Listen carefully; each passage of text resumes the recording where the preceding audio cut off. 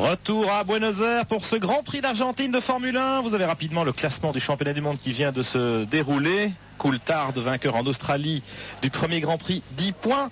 Villeneuve, vainqueur du Grand Prix du Brésil, le deuxième, 10 points également. Et puis, bien sûr, on va suivre ce Grand Prix du Brésil tout au long de cette fin d'après-midi. 72 tours à parcourir de l'autodrome Oscar Galvez, situé dans les faubourgs de Buenos Aires.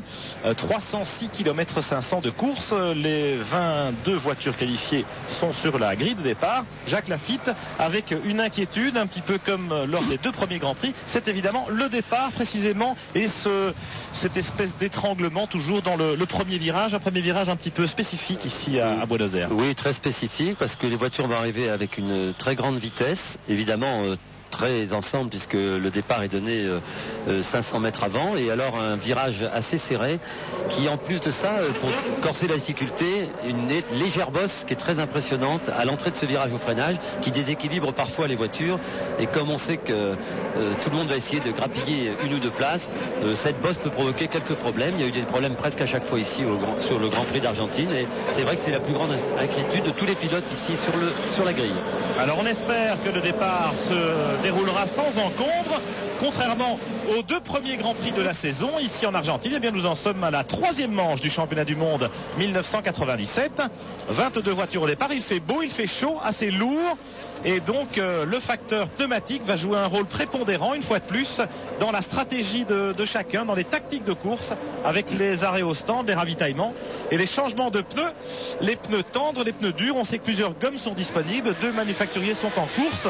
Jacques Lafitte, la chaleur aujourd'hui va imposer plusieurs arrêts aux concurrents alors qu'il y a une voiture qui n'est pas partie. C'est la Williams. La Williams, oui. La Williams de Frentzen. La tactique va être évidemment totalement différente entre Goodyear et Bridgestone puisque Goodyear, il y a 4 écuries qui sont en pneus durs. Sauber, McLaren, Benetton, Jordan. Les 3 autres écuries, Ferrari, Williams et Tyrrell sont partis en pneus tendres. Alors que chez Bridgestone, les 4 écuries, Arrows, Prost et Stewart et Minardi, excusez-moi, vont partir eux en pneus tendres. Alors évidemment, très important la tactique pour ces écuries. Alors là, on a le tour de formation et on vient de voir Heinz-Harald Frentzen dépasser la Ferrari d'Irvine. Moi, j'ai l'impression que le règlement l'empêche de faire ça. Il a eu un petit problème au moment de la mise en route. Et Frentzen, je ne pense pas qu'il va pouvoir aller retrouver sa place en première ligne sous peine de pénalité. Et a priori, c'est interdit dans le règlement, mais il a démarré un peu tard. Il doit se retrouver en dernière position sur la grille. Ce qui va faire les affaires d'Olivier Panis. Ouais, peut-être pas en dernière position parce qu'il a réussi quand même à partir à peu près au milieu du peloton. Enfin, on va suivre ça. Vous voyez que les concurrents sont en train de chauffer leurs pneumatiques. Et au départ, c'est évidemment important d'avoir des pneus à température, des freins aussi qui soient bien rodés pour aborder cette première courbe. Regardez Frentzen qui continue à doubler. On se souvient de Schumacher par exemple à Silverstone il y a quelques années. Ça lui était arrivé, il avait dépassé dans le tour de formation et il avait été pénalisé d'un stop and go, d'un arrêt obligatoire. Oui, je ne pense pas que le règlement ait changé, ce qui voudrait dire que soit Frentzen devrait attendre et partir derrière les autres voitures, soit il aura un panneau de pénalisation, arrêt au stand de 10 secondes je pense. Alors les voilà, les deux Williams Renault en première ligne. Frentzen qui vient quand même prendre sa place ici à droite de votre écran, vous le constatez. Villeneuve, on le sait, il est un peu malade. Il a la tourista, le pauvre. Et Heinz-Harald Frentzen est également légèrement grippé. Il a souffert de l'air conditionné, semble-t-il. En deuxième ligne, Olivier Panis à gauche avec la Prost. Troisième temps superbe. Schumacher sur la Ferrari. Troisième ligne, Barrichello avec la Stewart Ford, la voiture blanche à gauche de votre écran. Et la première des Jordan Peugeot, celle de Ralf Schumacher. Les 22 voitures s'immobilisent aux ordres du starter. Voilà, elles sont toutes en place. Attention, les feux rouges vont s'allumer. Et quand ils s'éteindront, ce sera le moment du départ. C'est parti, attention, top. Très bon départ de Jacques Villeneuve. Et d'Eddie Irvine. Il est un peu plus haut, il envoie Panis presque. C'est encore Irvine. Non, c'est Schumacher. C'est Schumacher. Et Panis malheureusement est enfermé à la corde. Non, ça va, il repart. Il y a un tête à queue, c'est une Stewart, je pense, Barrichello. Barrichello est en tête à queue et heurté par la voiture d'Irvine. Avec Irvine, il y a plusieurs voitures qui tournent dans l'herbe. Là-bas, il y a une McLaren, c'est Coulthard peut-être. Il y a Shinji Nakano avec la Prost. Barrichello essaie de repartir. Desmonil dans le peloton ici, devant Fisichella, devant Jean Alesi qui a réussi à éviter les embûches du premier virage, on s'en doutait. Et heureusement, ça devrait passer sans drapeau rouge. Espérons-le. En tout cas, Jacques Villeneuve a fait le trou. C'est Michael Schumacher avec la Ferrari qui est dehors, Pierre. Oui, tout à fait. Schumacher qui s'est accroché avec Barrichello, un petit frontal, voilà. Le champion du monde allemand, le double champion du monde, Michael Schumacher, qui en reste là, qui abandonne. Il prend tout son temps. Il attend peut-être un drapeau rouge. Il espère. Oui, il espère avoir un drapeau rouge. Je ne pense pas qu'il va se produire. Il peut remercier encore la voiture de sécurité en piste. Oui, voilà. Voilà, merci Marc. Effectivement, la safety car, la voiture de sécurité en piste. On neutralise l'épreuve. Et attention, Olivier Panis qui double peut-être sous le drapeau jaune, la Ferrari d'Irvine. En tout cas, voilà la voiture de sécurité qui monte en piste. Là, c'est la McLaren qui a perdu une roue. On a vu la roue baladeuse tout à l'heure. Et puis vous voyez la queue du peloton avec Nakano, le japonais de l'équipe Ligier. Et Alain Prost qui est en train de donner des ordres par radio. Olivier Panis, surtout ne double pas. Surtout ne double pas. Eh oui, surtout ne pas doubler sous les drapeaux jaunes, bien entendu. La course est neutralisée derrière la voiture de sécurité. Le peloton va évidemment se regrouper alors que Villeneuve et Frenzen avaient déjà fait le trou. Panis est 3e. Vous le voyez, Irvine 4e avec la Ferrari.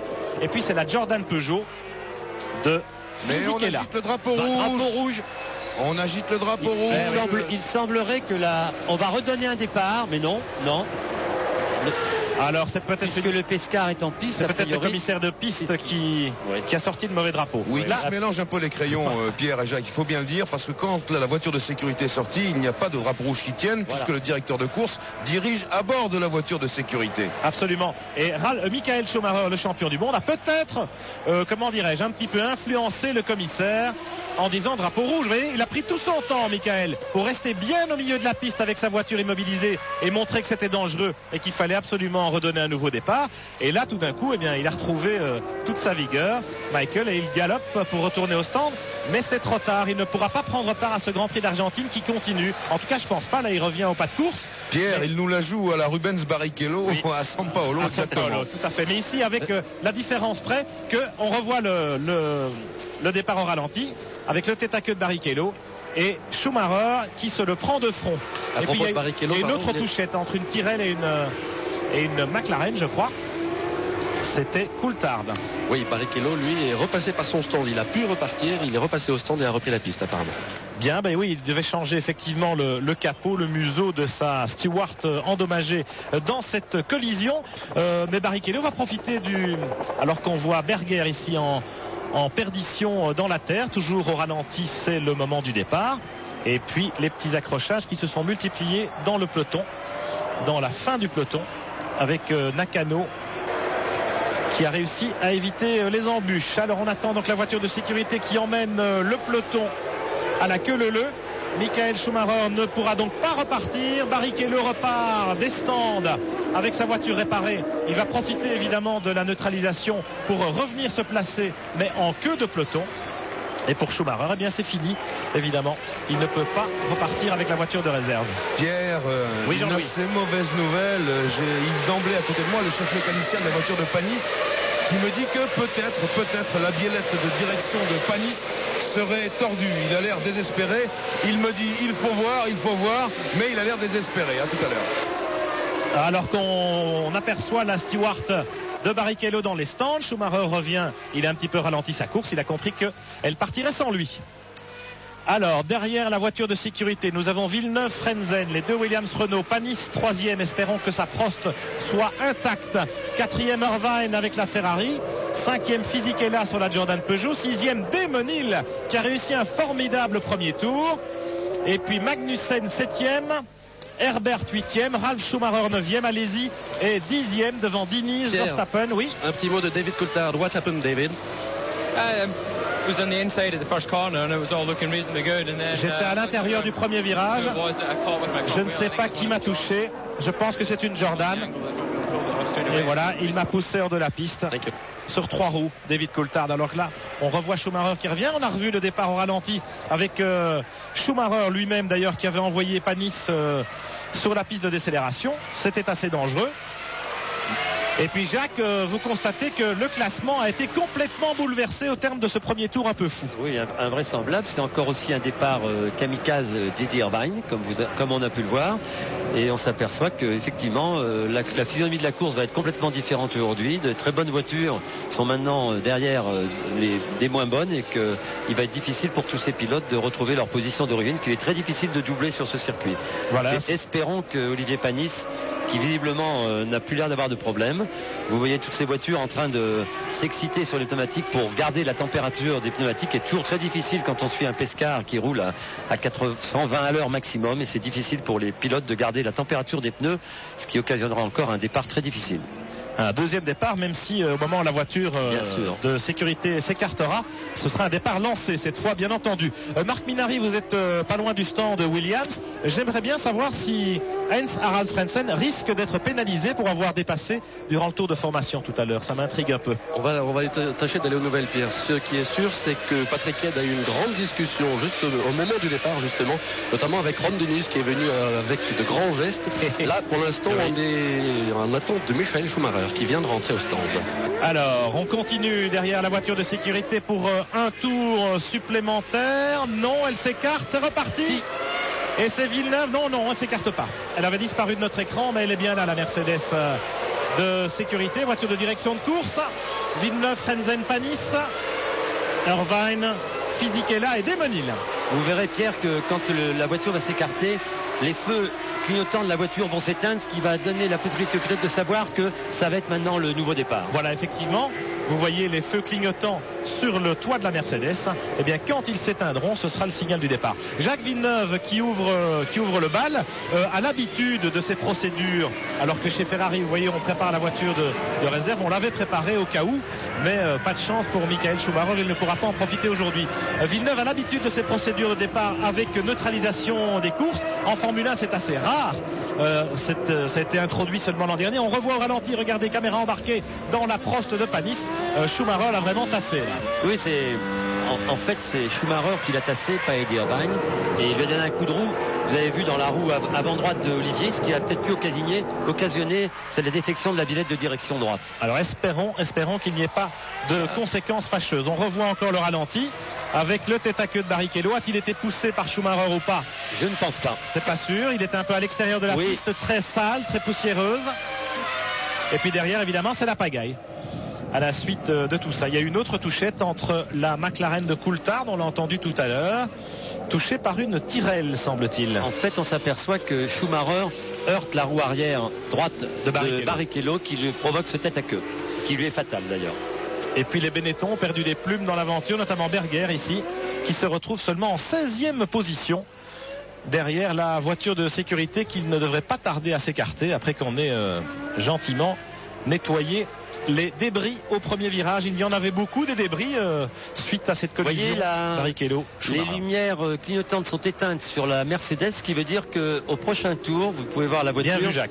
La voiture, le démarrage, dans quelques secondes. Et Jacques Villeneuve a l'habitude, parce qu'aux États-Unis, en Formule Indy, où il a effectué tout son décollage, avec le succès que l'on sait d'ailleurs, eh bien Jacques Villeneuve a l'habitude de cette neutralisation de course derrière le Pescar. Attention, c'est parti. Le Pescar est rentré au stand et ça repart dans l'ordre avec les deux Williams Renault. Et Frentzen a un peu glissé à l'accélération. Panis 3e. Et puis Irvine, Fisichella, Demonil et Johnny Herbert. Il va être intéressant de suivre la progression de Panis avec les temps autour pour savoir si sa voiture a la possibilité de continuer la course. Demonil qui va un petit peu gêner les voitures derrière lui. Il y a Jean Alesi qui est 9e. Et une course un petit peu bouleversée par cet accident du départ, avec des positions qui ont pas mal changé, notamment pour Fisichella, qui est maintenant 5e, alors que Ralf Schumacher occupait la 3e ligne au départ. Il a perdu quelques places. Ralf. Demonil 6e, alors qu'il était seulement 13e au départ. C'est pas mal aussi pour le champion du monde en titre. Villeneuve fait le trou tout de suite. Oui, visiblement Villeneuve est très en forme. La voiture marchait bien. Il a l'air de s'en aller. J'espère que la voiture d'Olivier a l'air de suivre le rythme de Frentzen, ce qui voudrait dire qu'Olivier n'est pas trop handicapé par sa bilette de direction. Je pense qu'Olivier est très anxieux. il était en deuxième ligne et que le moindre petit problème sur sa voiture, il a senti ce coup de roue au départ et il est très inquiet, il veut se rassurer et voyez, non, ça va bien, il va doubler Frentzen. Il est tout près de Frentzen, oui, visiblement il est plus rapide, il ne veut pas laisser partir Villeneuve, Olivier Panis. Les voitures de tête sont toutes équipées en pneus tendres, des pneus à gomme tendre aussi bien chez Goodyear que chez Bridgestone pour les Williams-Renault comme pour la Prost de Panis, alors que là on suit avec Mika Hakkinen la Tyrrell de Mika Salo avec ses drôles d'ailerons latéraux. Panis qui essaye de sortir du sillage de la voiture de Frentzen devant lui, mais il ne pourra pas passer là. Et en tout cas, ça a l'air de bien marcher pour lui. Et puis Demonil, Herbert et Ralf Schumacher. Demonil qui va faire les bonnes affaires pour les 5 voitures qu'il précède, parce qu'il est en train un peu de bouchonner Herbert qui a l'air plus rapide que lui. Et puis il y a certains concurrents aussi. Oh, il y a Frentzen au ralenti. Oui. Frentzen au ralenti, Panis est deuxième. Et Frentzen au ralenti. Alors, a-t-il le même problème qu'il a eu aux essais ce matin au warm-up avec sa voiture, c'est-à-dire un problème d'accélérateur? C'est peut-être le cas parce que visiblement la voiture est au ralenti, ne peut pas accélérer. Accélérateur électronique sur ses voitures, on le sait. Il a eu un problème ce matin lors du warm-up et il a peut-être été handicapé par ce même problème au moment du départ, précisément, du départ du Tour de formation. Certainement, Pierre, ça doit être certainement un des problèmes de Frentzen pour le départ. Pas de chance en tout cas pour Heinz-Harald Frentzen, qui est marqué par la poisse en ce début de saison. Pas très performant par rapport à Villeneuve. Il avait un petit peu réagi ici aux essais en se qualifiant quand même en première ligne, en étant tout près de Villeneuve au warm-up ce matin. Et malheureusement, Frentzen sera toujours à 0 points ce soir. Villeneuve et Panis qui est pas loin, il est à moins de 2 secondes. Panis à moins de 2 secondes, qui tourne un peu moins d'une seconde moins vite que la voiture de Villeneuve, mais il faut dire qu'il était un peu bloqué derrière Frentzen. Il va être intéressant de suivre la cadence d'Olivier maintenant dans le prochain tour. 1 seconde 8 de retard pour Panis. Irvine est troisième. Meilleur tour pour Panis, 1,29,8. Voilà, Panis qui tourne une demi-seconde plus vite que Villeneuve. Ce qui nous rassure sur la position de sa biellette, et la voiture est en pleine forme. Et ça signifie aussi que les pneumatiques Bridgestone qui équipent la voiture de Panis sont plus performants en ce début de course que les Goodyear à gomme tendre de Villeneuve. Regardez, meilleur temps de Villeneuve, 1,30,389. Meilleur temps de Panis, 1,29,864. Alors les positions, Villeneuve-Panis, Irvine troisième avec la Ferrari. Il a bien tiré les épingles du jeu. Fisichella, Hill, Herbert. Hill qui bouchonne un petit peu les voitures derrière lui. Dans l'ordre, Herbert, Ralf Schumacher, Jean Alesi, 8e. Diniz 9e, Verstappen 10e. Là c'est Heinz-Harald Frentzen qui revient à pied, le malheureux. Vraiment, pour le moral, c'est très dur. Regardez comme Panis attaque. Magnifique. La Prost bleue de Olivier Panis, visiblement très, très à la fête en ce début de Grand Prix. Oui, Olivier revient même visiblement sur Jacques Villeneuve. Est-ce que l'on va pouvoir compter sur les défaillances physiques de Villeneuve pour aider Olivier Panis? Je ne le pense pas, mais on ne sait jamais. On ne lui souhaite pas, non, bien Jacques, sûr. Mais c'est vrai qu'il va falloir gérer cet aspect-là aussi, sur une course qui s'annonce très longue, 1h40, 1h45 environ, avec une forte chaleur, 27 degrés, et une piste également surchauffée, avec ces problèmes de pneumatique, la gestion des arrêts, ravitaillement, tout ça est évidemment important. Nous sommes à 65 tours de l'arrivée, on retourne tout de suite à Paris pour faire un petit break publicitaire et revenir à Buenos Aires, vivre ce Grand Prix d'Argentine en direct sur TF1. Nous sommes dans le 10e tour de ce Grand Prix d'Argentine de Formule 1 et Olivier Panis est à 1 seconde seulement du leader Jacques Villeneuve. La Williams-Renault face à la Prost Honda. Une formidable bataille, Jacques Lafitte, avec Olivier Panis vraiment qui répond à nos plus fous espoirs. Oh oui, c'est formidable de voir Olivier dans cette position, mais ce qui est surtout incroyable, c'est de voir la cadence imposée par Olivier et qu'il impose aussi à Jacques Villeneuve. C'est très important pour la suite de la course, et de voir qu'ils ont déjà mis les poursuivants qui sont Irvine, Fisichella, Schumacher à plus de 10 secondes. Irvine 3e à 10 secondes en effet, Fisichella 4e sur la Jordan Peugeot. Ralf Schumacher est revenu en 5e position avec l'autre Jordan Peugeot. Il a dépassé Herbert, Hill, Alesi est 8e sur la Benetton Renault devant Diniz et l'autre Arrows Yamaha, et Jos Verstappen 10e sur la Tyrrell. Vous voyez les écarts qui s'affichent ici pour les concurrents qui suivent Villeneuve et Panis, mais évidemment tous les regards sont braqués sur cette Prost bleue, la voiture d'Olivier Panis, qui occupe une position très flatteuse et qui va certainement donner du fil à retordre à Jacques Villeneuve dans ce Grand Prix d'Argentine. Oui, et puis Olivier a tout intérêt à attaquer très fort derrière Villeneuve, qu'il sait que celui-ci est quand même malade, il a perdu beaucoup d'eau, il va avoir des problèmes au milieu ou en fin de course, et s'il lui met la pression tout de suite, Jacques est obligé d'attaquer beaucoup plus fort qu'il ne pensait devoir le faire, et effectivement quand on attaque comme ça sa voiture, on perd encore plus d'eau. Une 29,09 pour Panis, meilleur tour encore, formidable, alors que Jacques Villeneuve effectivement essaye de réagir. Villeneuve qui est un petit peu diminué physiquement, vous l'avez souligné Jacques. Vous-même, vous avez déjà vécu cette situation, c'était au Grand Prix des États-Unis à Détroit en 1986. Alors comment un pilote peut-il gérer une défaillance physique pendant une course qui dure près de 2 heures? En tout cas, moi, à Détroit, ce qui m'était arrivé, c'était à peu près la même chose. Et j'ai eu un passage à vide pendant 10 tours. Et qu'est-ce que j'ai fait? J'ai ralenti ma cadence, respiré, essayé de retrouver mes sens. Et heureusement pour moi, au bout de 10 tours, j'ai repris une bonne cadence qui m'a permis de doubler Prost peu de tours avant la fin et de finir deuxième derrière Ayrton Senna. Mais c'est vrai que je m'étais mal alimenté, j'avais pas assez bu de flotte et le résultat était très clair en milieu de course après le premier arrêt pour les pneus où le corps on a tendance à se relaxer un peu. J'ai eu beaucoup de mal à reprendre la cadence et je peux vous dire que depuis 4 jours Jacques Villeneuve a ce problème.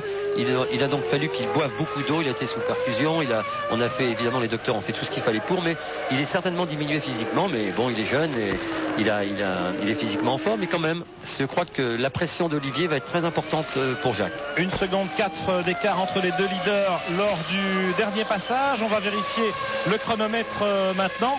Villeneuve vient de passer, Panis est à 1 seconde 7, donc on peut dire que Villeneuve réagit un petit peu. Oui. Villeneuve vient de faire 1,29,8. Il faut dire que ces pilotes tournent, à part Ralf Schumacher et Herbert derrière, presque 1 seconde et demie, 2 secondes plus vite que toutes les autres voitures. Alors Herbert est quand même devant Ralf Schumacher. Herbert a repassé Ralf Schumacher. En fait, ça bagarre pas mal dans le peloton. Et Jean Alesi est revenu dans les roues de Damon Hill. Regardez les 2 Arrows Yamaha à l'image, avec les pneus Bridgestone également. Jean Alesi en pneus durs Goodyear, et puis Verstappen et Mika Hakkinen sur la McLaren Mercedes.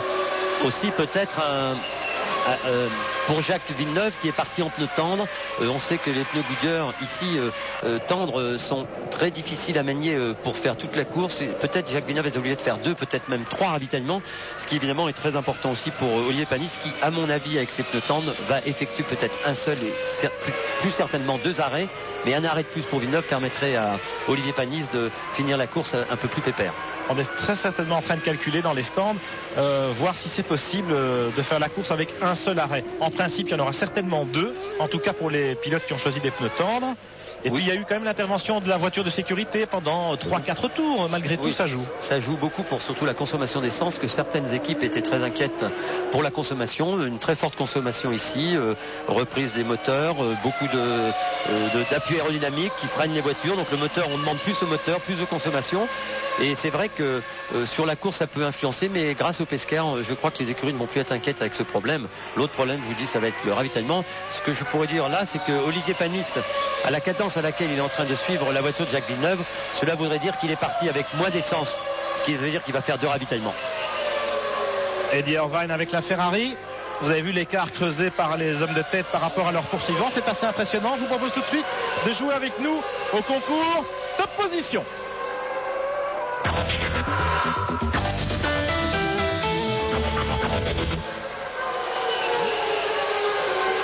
36-15 code TF1.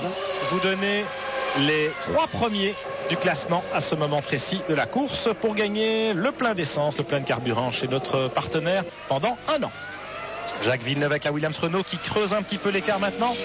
Et puis la Prost de Panis qui est très agile dans cet enchaînement de courbes. Évidemment, la Williams Renault, c'est quand même la référence en la matière. Regardez, Jacques, une 29.5, une 29.0.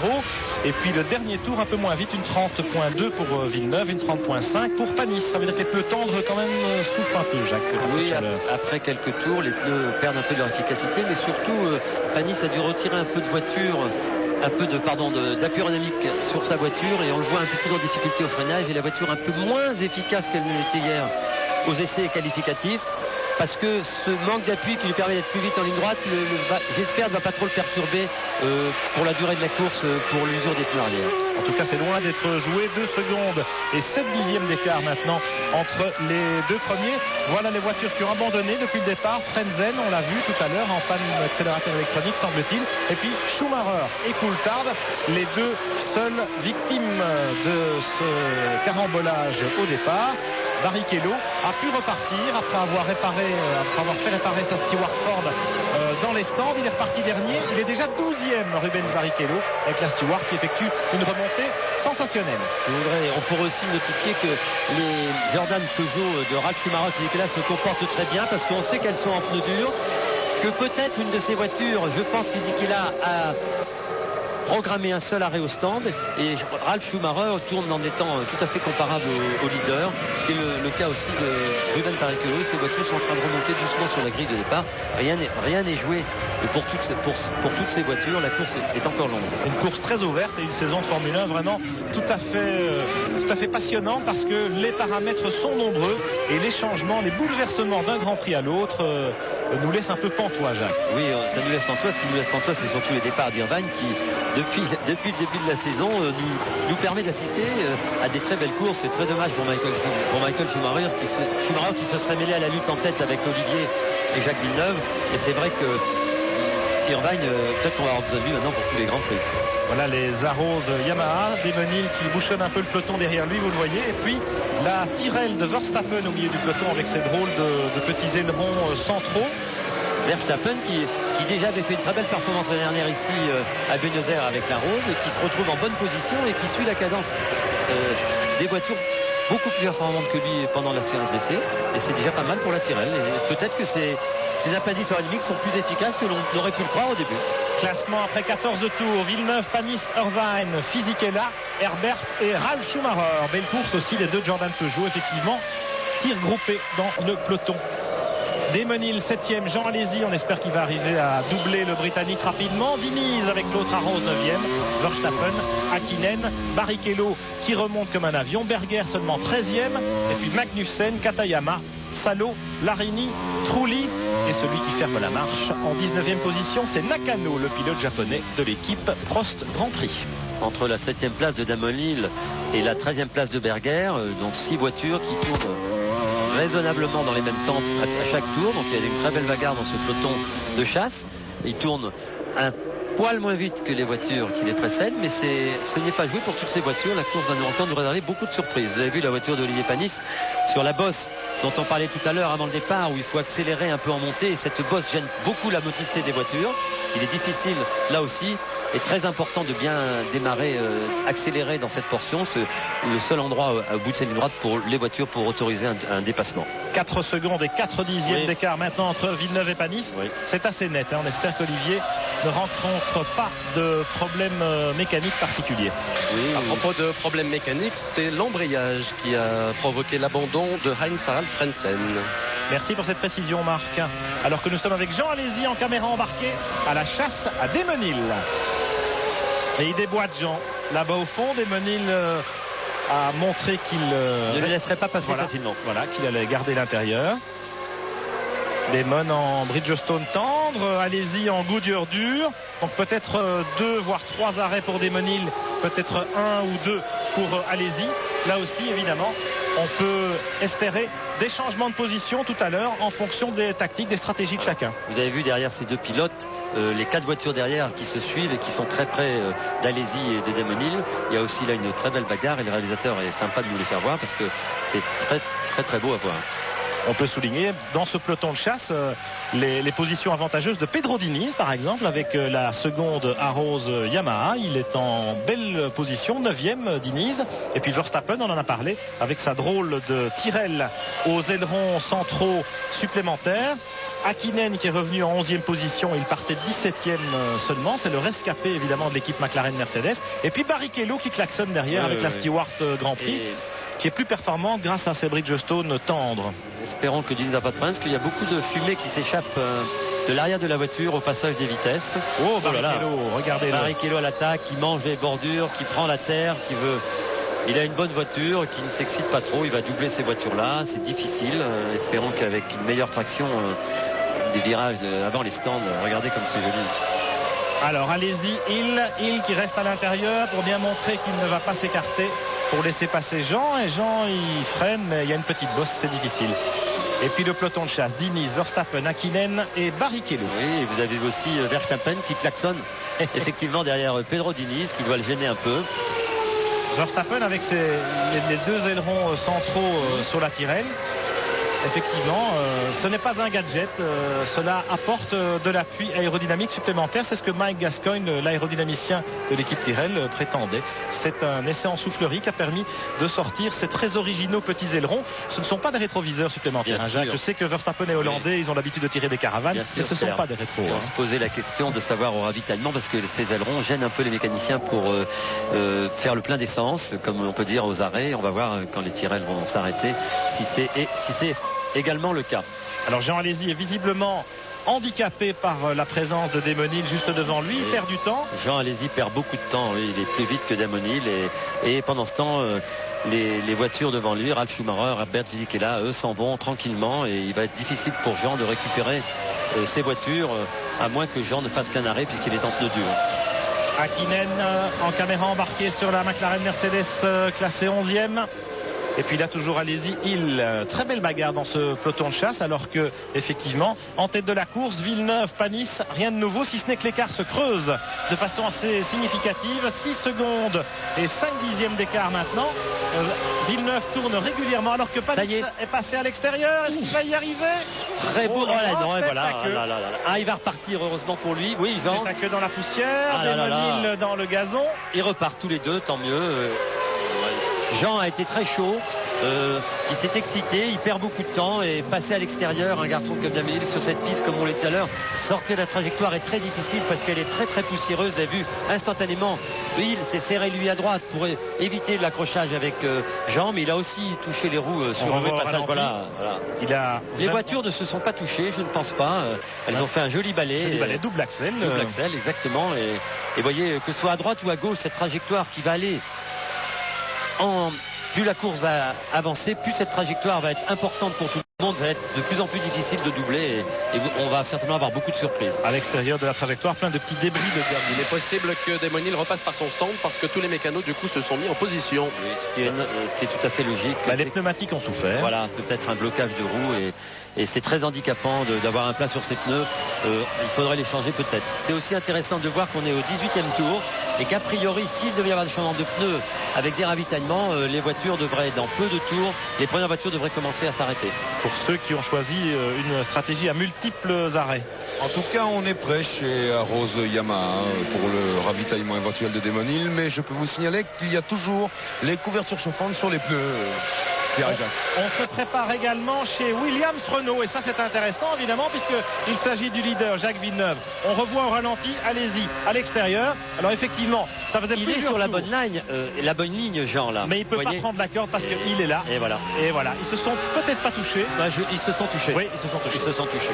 La roue arrière droite de Jean a effleuré la roue avant gauche de Damon Hill, c'est ce qui a provoqué sa sortie de route, mais Jean était sur la bonne ligne. Regardez chez Williams, on est prêt à accueillir Jacques Villeneuve avec la Williams Renault en tête du Grand Prix. Alors est-ce qu'il y aura 3 arrêts chez Williams, peut-être seulement 2 chez Prost pour Panis? Voilà qui peut relancer la course et expliquer la facilité avec laquelle Villeneuve creuse l'écart. Oh, Panis arrêté, quel malheur. Panis vient de s'arrêter, sa voiture. Problème pour la voiture de Panis. Quel malheur. Panis immobilisé définitivement pour le compte dans l'herbe. Là-bas à l'autre bout du circuit, la Prost Mugen Honda qui était à 7 secondes seulement de la Williams Renault de Villeneuve, qui va s'arrêter dans un instant pour ravitailler. Panis allait prendre la tête du Grand Prix d'Argentine, et malheureusement, la voiture s'est immobilisée. Définitivement, j'en ai peur. Jean-Louis Moncey, vous êtes chez Prost. Alors, est-ce une conséquence de cette collision au départ du Grand Prix? Eh bien, pas du tout, Pierre. C'est tout simplement une coupure de moteur. Et bien sûr, c'est le désespoir ici parmi les mécaniciens d'Olivier Panis. Ce n'est pas du tout une biellette de direction ou de suspension tordue. C'est le moteur qui a coupé net. Dommage, on revoit au ralenti Panis qui s'immobilise effectivement dans la ligne droite opposée.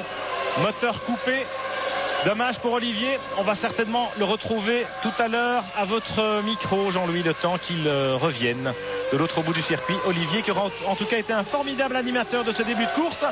qui aura prouvé ici à Buenos Aires, on le voit avec cette caméra embarquée, il sort de la voiture, il aura prouvé, Jacques Laffite, qu'il peut vraiment être un vainqueur potentiel de Grand Prix cette saison, et ça c'est une bonne nouvelle pour tous les Français qui aiment la Formule 1. Oui, c'est un vainqueur potentiel, un vainqueur même, on aurait pu parier ici d'une très bonne place d'Olivier Panis, pourquoi pas la première. L'ensemble pneumatique, châssis, moteur, Olivier a fait d'énormes progrès en intersaison, il est très à l'aise.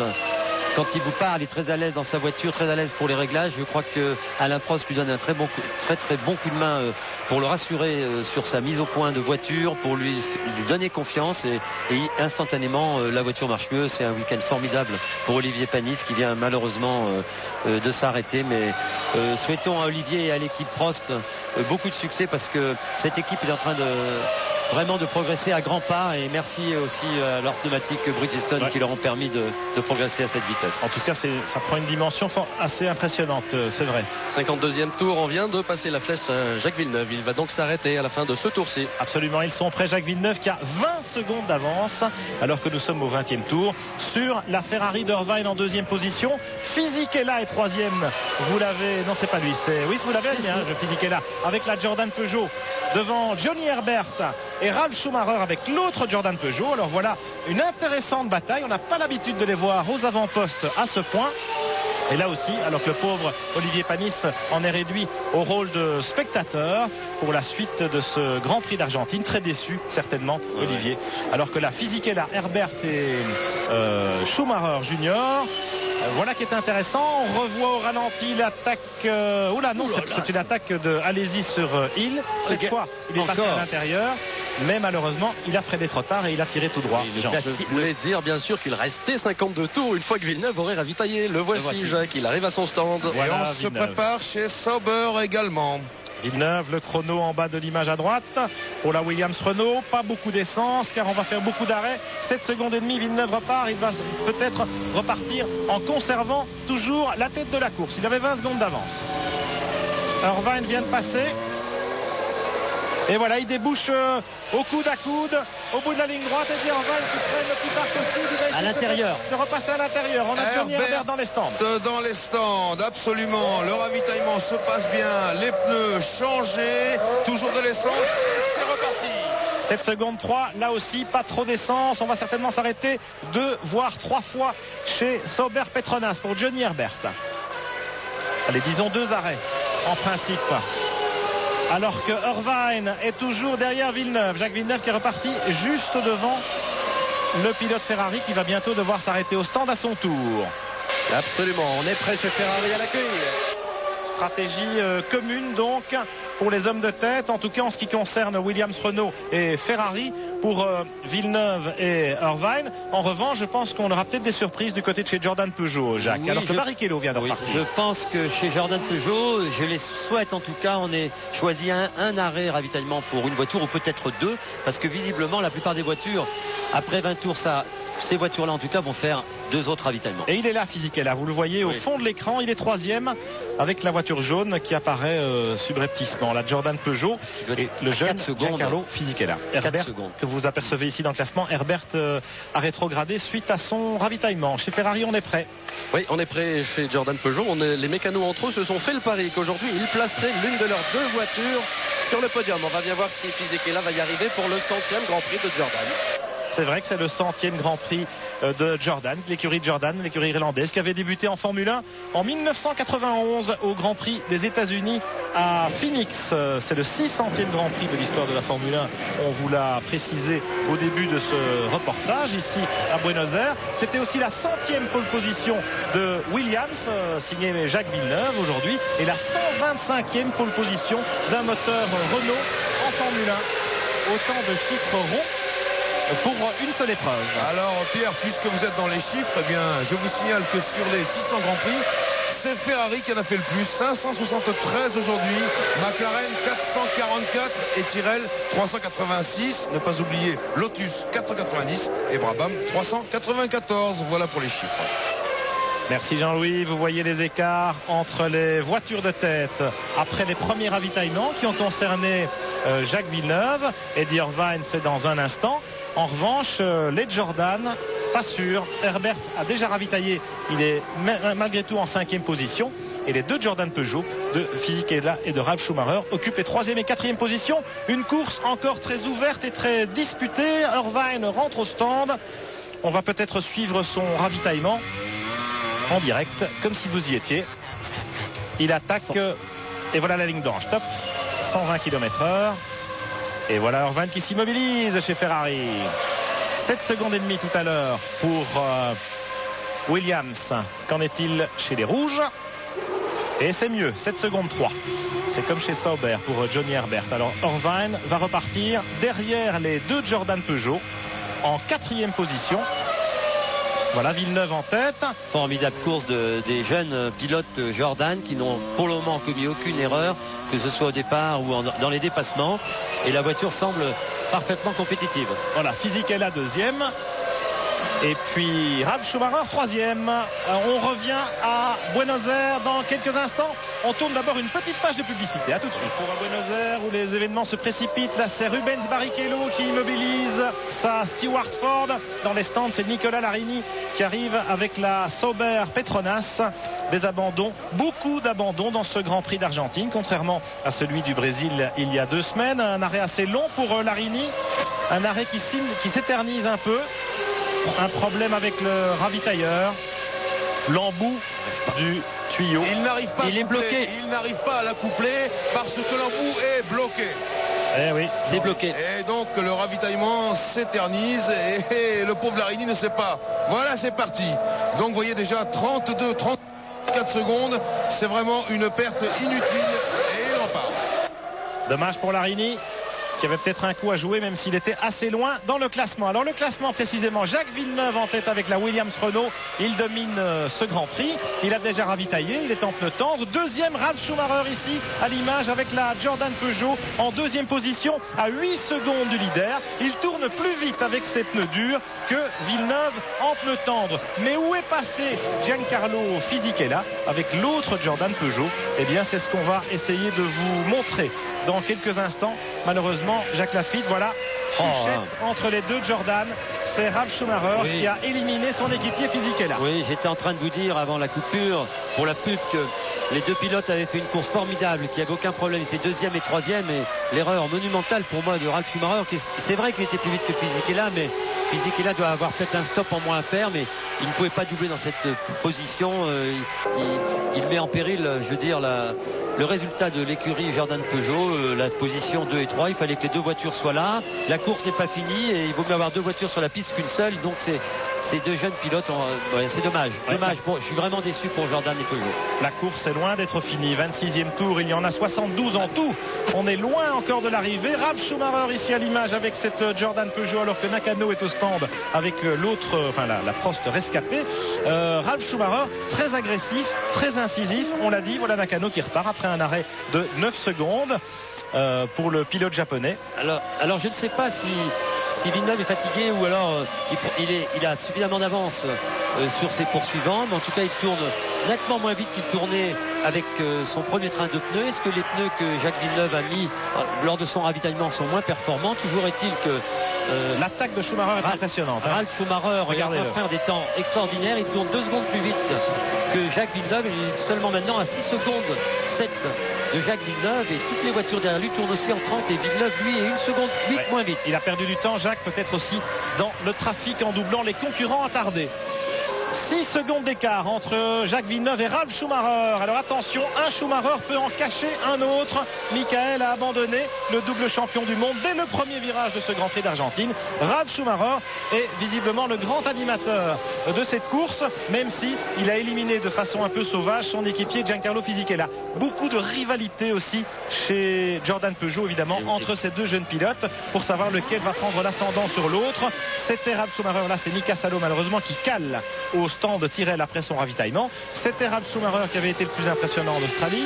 Fisichella était le plus rapide des deux au Brésil. Et là, eh bien, on lui a retiré de l'appui à Salo. À Salo. On va voir regarder les deux Jordan Peugeot. Et oui, Schumacher a éperonné Fisichella à l'intérieur. Ça passait pas, c'est évident que ça passait pas. Ça ne pouvait pas passer, il avait le temps de passer. Le stand aurait pu par radio dire position 2, position 3. Il y avait plein de solutions plutôt, mais vous savez, ce sont deux jeunes pilotes, ils sont très anxieux de leur position dans l'équipe. Ils veulent démontrer qu'ils sont très rapides et cette rivalité, cette animosité entre eux est très bon évidemment pour faire des temps au tour, mais il est plutôt néfaste lorsqu'il s'agit d'une course et que les deux voitures se retrouvent l'une derrière l'autre. Tout le monde a tous connu ça respectivement. Eh bien, en tout cas, Pierre et Jacques, la prière d'Eddie Jordan a été écoutée. Il nous l'a confié tout à l'heure. Il faut qu'il fasse chaud, très chaud, parce qu'avec des pneus durs, les pneus durs que nous avons choisis, et notre voiture, notre châssis, eh bien, je suis sûr qu'on sera sur le podium. C'est QFD. Ah ben oui, Ralf Schumacher en deuxième position et pas loin de Villeneuve. Villeneuve qui était un petit peu englué dans le trafic, il a perdu du temps en doublant la Sauber de Larini. Là maintenant il est aux prises avec la Prost de Nakano. Pas facile à doubler sur ce circuit pour le leader et Ralf Schumacher va peut-être en profiter pour revenir. Regardez, il attaque comme un fou Ralf Schumacher, peut-être pour revenir sur les talons de Villeneuve, même si lui aussi évidemment sera confronté au dépassement des attardés. En tout cas, Jacques Villeneuve semble parfaitement à l'aise, la voiture est parfaite. Il a évidemment des problèmes pour dépasser parce que c'est très difficile, comme vous le disiez Pierre, de dépasser sur ce circuit. Regardez maintenant l'attaque. C'est Berger sur Diniz. Sur Diniz. C'est pas Alési et Desmonil. Hein. Non, non, absolument. Berger sur Diniz. Attention, c'est propre. Voilà, c'est ce qu'il fallait faire peut-être. Petite réponse du berger à la bergère, exactement. Et voilà. Allez, je vous propose de jouer avec nous au concours Top Position, c'est pas facile.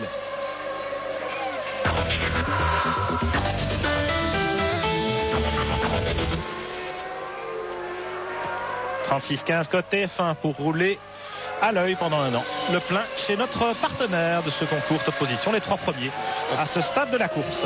On s'aperçoit que Jean Alési est aussi en train de tourner dans des temps très rapides. Il est en 1.29.2, il est en 6e position, ce qui voudrait dire que les pneus durs étaient la bonne solution pour ce Grand Prix par rapport à la chaleur, puisqu'on s'aperçoit qu'après 29 tours de course, les pilotes qui sont équipés en pneus durs vont beaucoup plus vite qu'au départ et que les pneus vont de mieux en mieux. Donc très bonne tactique et Jean Alési n'a pas dit son dernier mot. Il est là, il remonte et il fait une très belle course. Et puis surtout, ça va leur permettre, regardez, meilleur tour pour Jean Alési, 1.28.964. Jacques, vous avez bien anticipé le mouvement. Et puis ça va leur permettre à ces pilotes en gomme dure de n'effectuer qu'un seul arrêt ravitaillement, vraisemblablement. Ça c'est sûr maintenant, on est au 30e tour, il n'y aura qu'un seul arrêt pour toutes les voitures. Ralf Schumacher. Alors Schumacher est en pneu dur. Hakkinen, Alési, Berger. Johnny Herbert a fait deux arrêts alors qu'il est en pneu dur aussi. Oui.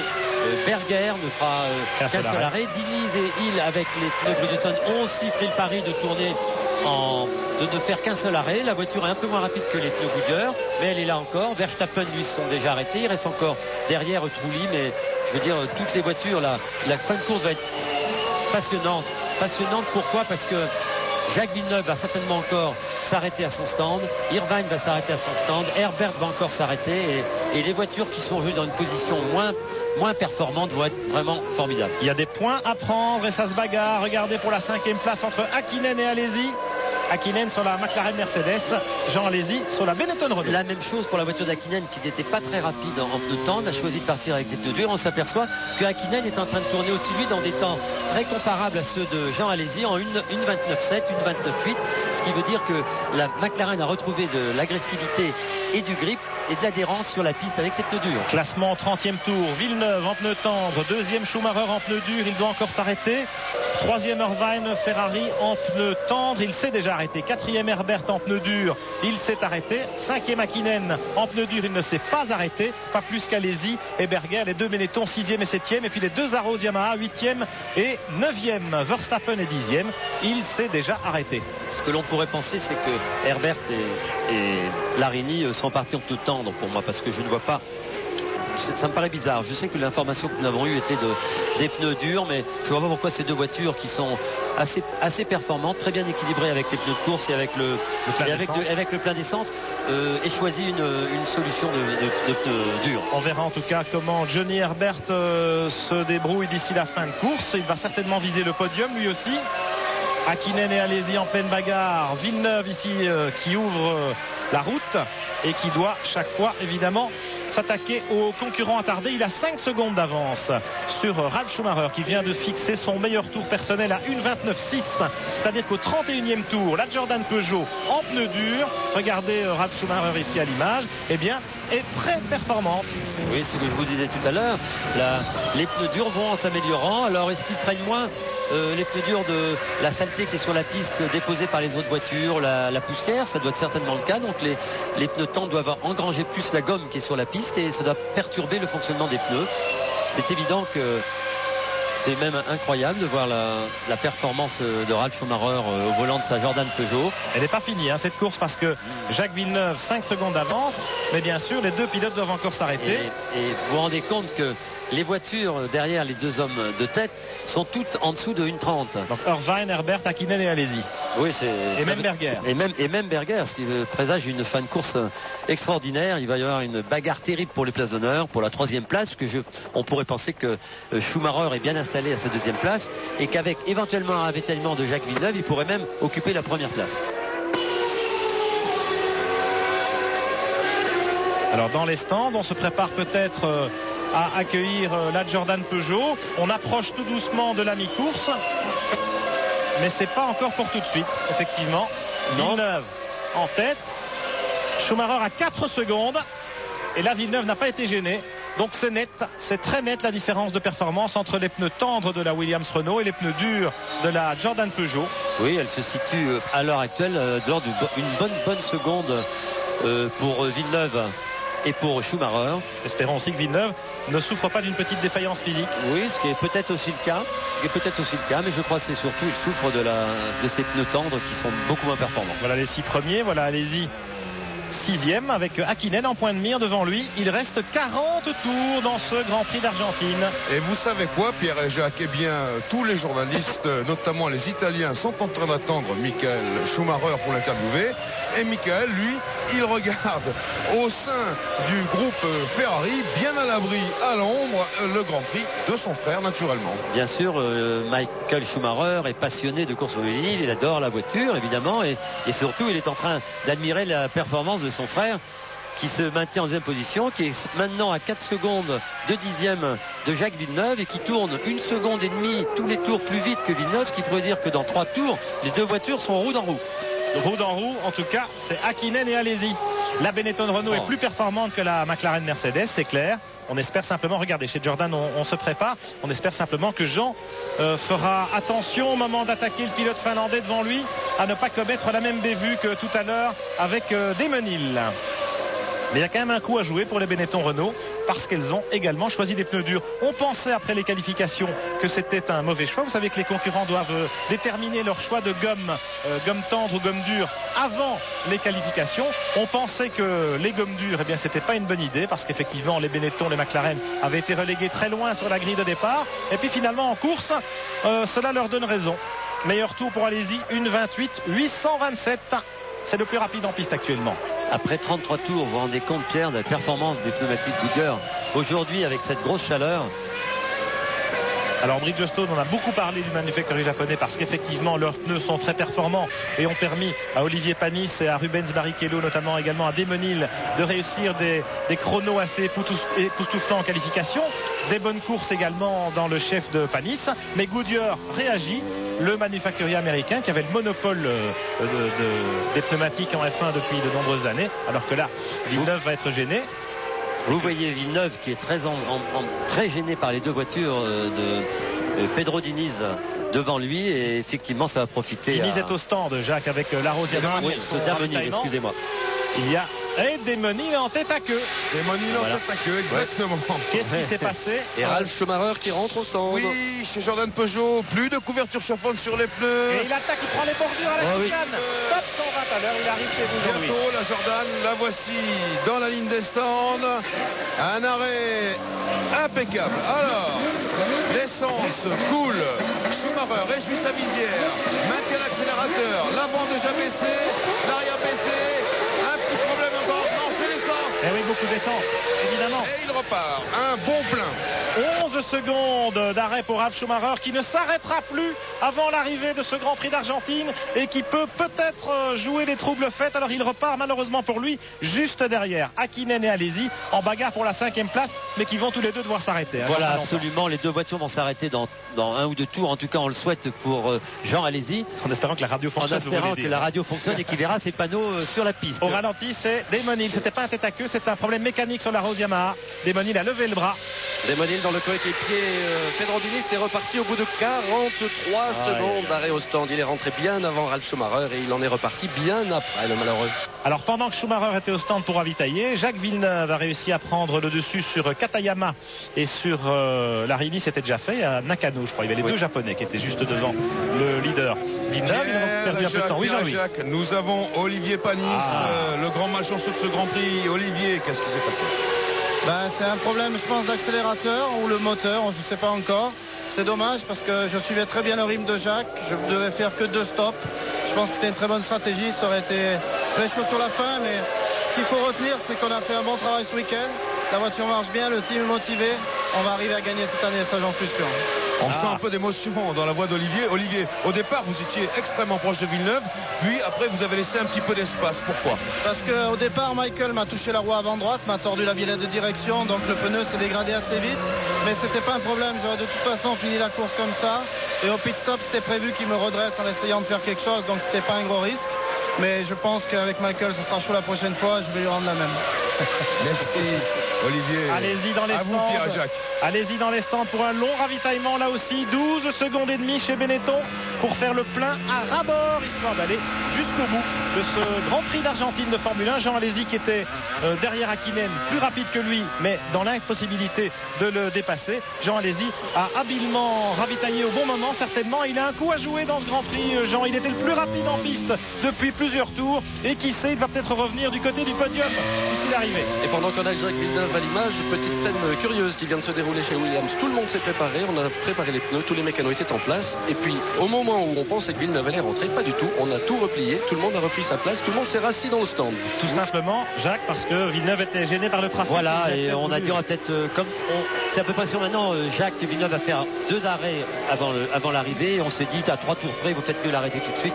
Et comme il a effectivement dépassé les voitures, on a décidé de le laisser aller jusqu'au terme de ce Grand Prix. 36e tour, c'est la mi-course pour le leader Jacques Villeneuve avec la Williams Renault. La mi-course, c'est le bon moment pour faire le point sur les écarts. Eddie Irvine en 2e position à 11 secondes. Son ami Johnny Herbert, vous savez qu'ils sont inséparables, Irvine et Herbert. Herbert est 3e à 13 secondes. Hakkinen 4e à 21 secondes. 5e Ralf Schumacher qui ne doit plus s'arrêter, contrairement aux voitures qui le précèdent. 24 secondes de retard. Donc c'est pas mal, il peut se retrouver en tête, Schumacher. Et puis Berger 6e à 33 secondes. Et le voilà au stand, en effet, Gerhard Berger, comme si vous y étiez. La roue arrière gauche, petite poussière de carbone du côté des freins. Et puis de longs ravitaillements par rapport à ceux de Jacques Villeneuve tout à l'heure ou de Irvine. Et ça repart après 11 secondes 2 pour Gerhard Berger. Un arrêt un petit peu plus bref que celui de son équipier Jean Alesi. En tout cas, une course disputée, passionnante, indécise, Jacques, parce que justement il y a ce facteur climatique et il y a ces stratégies différentes entre ceux qui sont en pneus tendres contraints de s'arrêter 2 fois et ceux qui ont fait le choix des gommes dures et d'un seul ravitaillement. Absolument, c'est ce qu'on pensait et ce qu'on vous a dit au départ de la course. La tactique des écuries était très importante, il fallait prendre la bonne tactique. La bonne tactique était aujourd'hui d'avoir des pneus durs et je pense qu'on n'a pas encore là prouvé, mais Villeneuve aura beaucoup de mal à garder sa première place parce que Villeneuve doit encore s'arrêter, à mon avis, 2 fois et que les voitures derrière lui sont à moins de 20 secondes et qu'a priori au prochain arrêt ravitaillement de Jacques Villeneuve il va se retrouver englué dans le peloton. Et ça va être au prochain tour, le prochain arrêt de Villeneuve. Ça y est, tout le monde s'est préparé. Alors effectivement, peut-être petit changement de tactique. S'ils voulaient s'arrêter 3 fois, ils vont peut-être le faire que 2 fois chez Williams. Ce qui veut dire que Villeneuve va se retrouver à peu près à égalité avec les autres, avec beaucoup d'essence, mais avec des pneus tendres. Et voilà, le problème c'est que Jacques va repartir certainement avec plus d'essence. On va le savoir de la durée de son ravitaillement. Et même si on lui met de l'essence, Jacques va avoir beaucoup de mal à maintenir une cadence aussi élevée que les voitures équipées en pneus durs. Ah, c'est passionnant et c'est pas fini. Hakkinen à l'image, il a fait un gros blocage de roue, il va pas tarder à s'arrêter, Mika, pour ravitailler et changer de gomme. Parce que très étonnant, c'est que Jacques Villeneuve vient tourner en 1:28 996. C'est-à-dire qu'il attaque, il sait qu'il va rentrer au stand et donc il tire le maximum de ses pneumatiques. Oui, et puis la voiture est très légère. Voilà, la voiture est plus légère, mais ça veut dire aussi que les pneus tendres sont encore performants. Il a de la... Peut-être une petite chance pour lui, s'il n'effectuait plus qu'un ravitaillement, de pouvoir garder suffisamment sous le pied, ou en tout cas sous ses pneus, une adhérence. Ce qui va être intéressant, c'est de savoir s'il va être en mesure de repartir devant Ralf Schumacher ou pas. Ça, c'est... Ouais. Alors à propos de Ralf Schumacher, Pierre et Jacques, eh bien la colère gronde effectivement du côté de Fisichella, qui n'a pas voulu nous parler au micro directement et qui nous a dit il n'a pas le droit de me jeter comme ça en dehors de la piste. Il avait raison. On va régler ça, mais en attendant il faut que je me calme. Villeneuve dans les stands, Jean-Louis, 7 secondes 9 d'arrêt et il va peut-être devoir s'arrêter encore une fois. C'est sûr, Pierre. Ouais. Pas assez d'essence pour aller au bout. À moins qu'il soit parti avec plus d'essence au départ, mais ça m'étonnerait beaucoup. Pas. Donc il faudra qu'il s'arrête encore une fois. Eh oui, drôle de stratégie chez Williams. Ils ont peut-être perdu le Grand Prix. Alors que là, il y a une Minardi en tête à queue. Et c'est Katayama et Nakano, les deux Japonais, qui nous font une double figure. Ils étaient aussi relativement inséparables depuis le début de la course. Katayama qui abandonne, il a calé et il est en position délicate là-bas, alors qu'on se retrouve en caméra embarquée avec Eddie Irvine sur la Ferrari, qui est en tête du Grand Prix évidemment depuis l'arrêt ravitaillement de Jacques Villeneuve. Chez Ferrari, on est en pneus tendres également, mais on va peut-être s'arrêter 2 fois pour 3 à la Williams-Renault de Jacques Villeneuve, ce qui remettrait Irvine évidemment en balance pour la victoire dans ce Grand Prix d'Argentine. Et puis ne pas oublier non plus Johnny Herbert qui est deuxième avec la Sauber. Il est passé juste entre les deux Japonais, Herbert. Il a eu chaud. Oui, il a eu chaud. C'est pareil, un blocage de roue avant pour la Minardi, un peu sorti de la piste. Il a pris donc la poussière et instantanément le tête à queue. Et Nakano qui a tiré tout droit pour l'éviter, bien sûr. Villeneuve était juste derrière eux aussi. C'est pas assez près, on a failli se bousculer. Alors, avant d'un petit peu savoir comment ça va se présenter cette deuxième partie de course, si les stratégies de chacun, c'est effectivement 3 arrêts chez Williams, 2 arrêts seulement chez Ferrari, chez Sauber, chez qui d'autre encore, c'est tout. Et un seul arrêt pour ceux qui sont en gomme dure, c'est-à-dire Hakkinen, Ralf Schumacher, Jean Alesi chez Benetton. Eh bien, il y a encore pas mal d'incertitudes dans ce Grand Prix. Ah ben voilà Johnny Herbert, il est deuxième actuellement et il s'arrête pour la deuxième fois. En principe, il était en gomme dure. Non, c'est impossible. Ah, on va voir Jacques, on va voir combien d'essence il embarque. Pas beaucoup, non effectivement, il va faire plusieurs arrêts.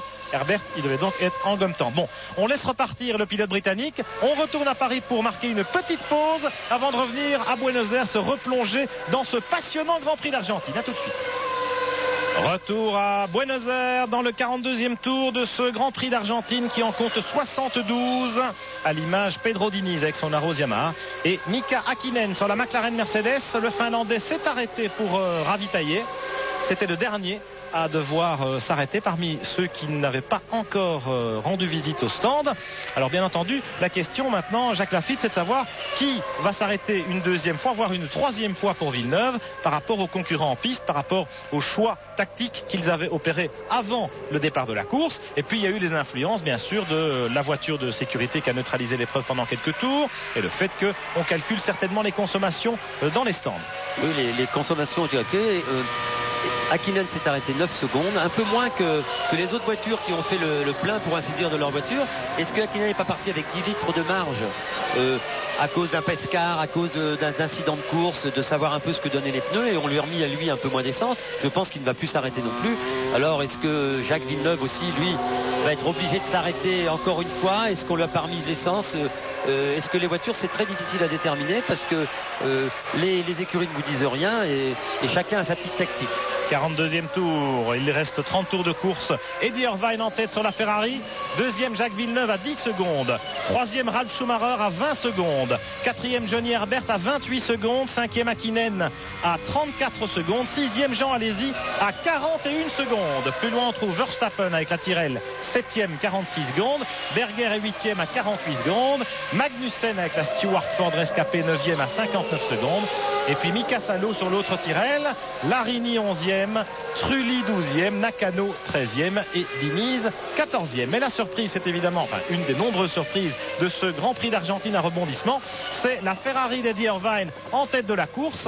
Si Michael Schumacher était encore là, eh bien il serait très certainement un sérieux candidat à la victoire dans ce Grand Prix. Irvine qui a été dominé par Schumacher au Brésil de façon tout à fait insolente, qui n'était pas dans le coup ici en qualification non plus, mais visiblement ils ont bien rattrapé le coup chez Ferrari, et puis surtout ils ont fait les bons choix tactiques, c'est-à-dire des pneus à gomme tendre pourtant, mais 2 arrêts seulement. Est-ce que Villeneuve pourra faire la course avec 2 arrêts? J'en suis pas sûr. Non, moi non plus. Et c'est vrai que Eddie Irvine maintenant tourne dans des temps très très rapides. Regardez, il améliore le record du tour, tous les tours presque. Et on sait qu'il est maintenant, depuis son arrêt, il a fait presque 20 et quelques tours, et que normalement il devrait s'arrêter. Voilà, mais il s'arrête.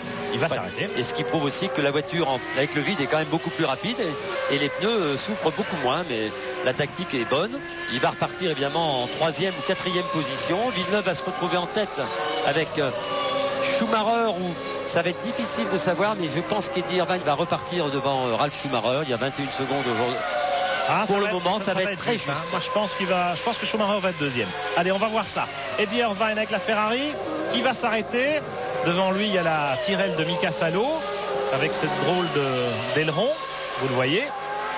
Eddie Irvine va s'arrêter avec la Ferrari. Il a 12 secondes d'avance sur Villeneuve, donc il va certainement perdre la première place. Va-t-il perdre également la 2e? On va voir. Ralf Schumacher actuellement pointe à 21 secondes du pilote irlandais. Si nos prévisions sont justes, je pense que Eddie Irvine va s'arrêter et faire un ravitaillement un peu plus long que prévu pour mettre un peu plus d'essence pour aller jusqu'à la fin de la course, parce qu'on est au 43e tour. Il va aller au bout, il reste 30 tours, donc il va pas encore faire un arrêt 10 tours avant la fin, ça me paraît improbable. Donc on va lui remettre un peu d'essence, rassurer sur la tenue de ses pneus qui sont très rapides. Regardez comme ils attaquent. Regardez comme ils attaquent. On a presque vu tout à l'heure Hakkinen en tête à queue à la bord de la chicane. Voilà sur la voie des stands. Chez Ferrari, top ravitaillement. Le chrono à droite. Alors on va s'arrêter une petite dizaine de secondes à peine. Moins que ça, les pneus c'est fait, l'essence. On va aller jusqu'au bout. 9 secondes et demie pour Eddie Irvine avec la Ferrari. Voilà, c'est la même tactique pour Eddie Irvine que celle d'Hakkinen qui lui est en pneus durs. Ils sont arrêtés une fois de plus, mais ils ont mis plus d'essence. Et je pense que Ralf Schumacher vient de passer. Non, il est derrière. Il est derrière. Irvine 2e, Schumacher 3e. Belle bagarre en perspective et Jacques Villeneuve en tête. Il est derrière, effectivement, Ralf Schumacher. Le premier arrêt d'Irvine, le 22e tour, avait duré 7 secondes 3. Le deuxième au 43e tour, c'est donc un petit peu plus de 9 secondes et demie. Il y a à peu près 25 litres d'écart entre les deux. Donc il va, c'est sûr, aller au bout. Eddie Irvine. Par contre, lorsque l'on titille les gens de Goodyear pour savoir ce que va faire Villeneuve, eh bien, ils ne vous répondent absolument pas, bien évidemment. Vous disiez tout à l'heure, Jacques, dans les écuries, on ne donnait absolument pas sa stratégie. Confirmation que chez Williams, on est bien en attente peut-être d'un 3e arrêt de Jacques Villeneuve. Alors on vient de revoir le dépassement de Diniz par Hakkinen. On a malheureusement vu aussi la Tyrrell de Jos Verstappen immobilisée sur le circuit. Je crains que ce soit l'abandon pour le pilote hollandais qui était pourtant bien placé à la porte des points du côté de la 7e place avec sa drôle de voiture. Alors après ces arrêts ravitaillement, maintenant on y voit un peu plus clair. On ne sait pas si Jacques Villeneuve va aller jusqu'au bout sans s'arrêter. Moi j'y crois pas trop. En tout cas c'est le moment de faire un petit point du tiercé de tête en jouant à top position.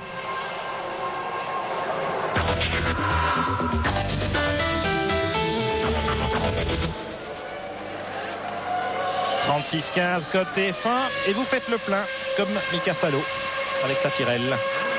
Je pense d'ailleurs que c'est le même carburant, le même fournisseur, dirons-nous. Oui, alors on va savoir, je ne sais pas si chez Williams on s'active dans les stands, mais on est au 45e tour et si... Non, on s'active pas. On s'active pas du tout. Si Jacques Villeneuve devait s'arrêter, à mon avis ce sera vers le 55e tour. Ralf, si à l'image en caméra embarquée avec Eddie Irvine devant lui, il y a 3 secondes d'écart entre les deux hommes. Et il me semble qu'il y a une voiture blanche encore devant Schumacher. C'est la Tyrrell de Salo qui vient de repartir des stands.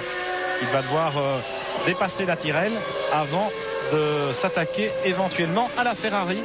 La Ferrari qui vient de repartir avec des pneus évidemment neufs, mais avec davantage d'essence.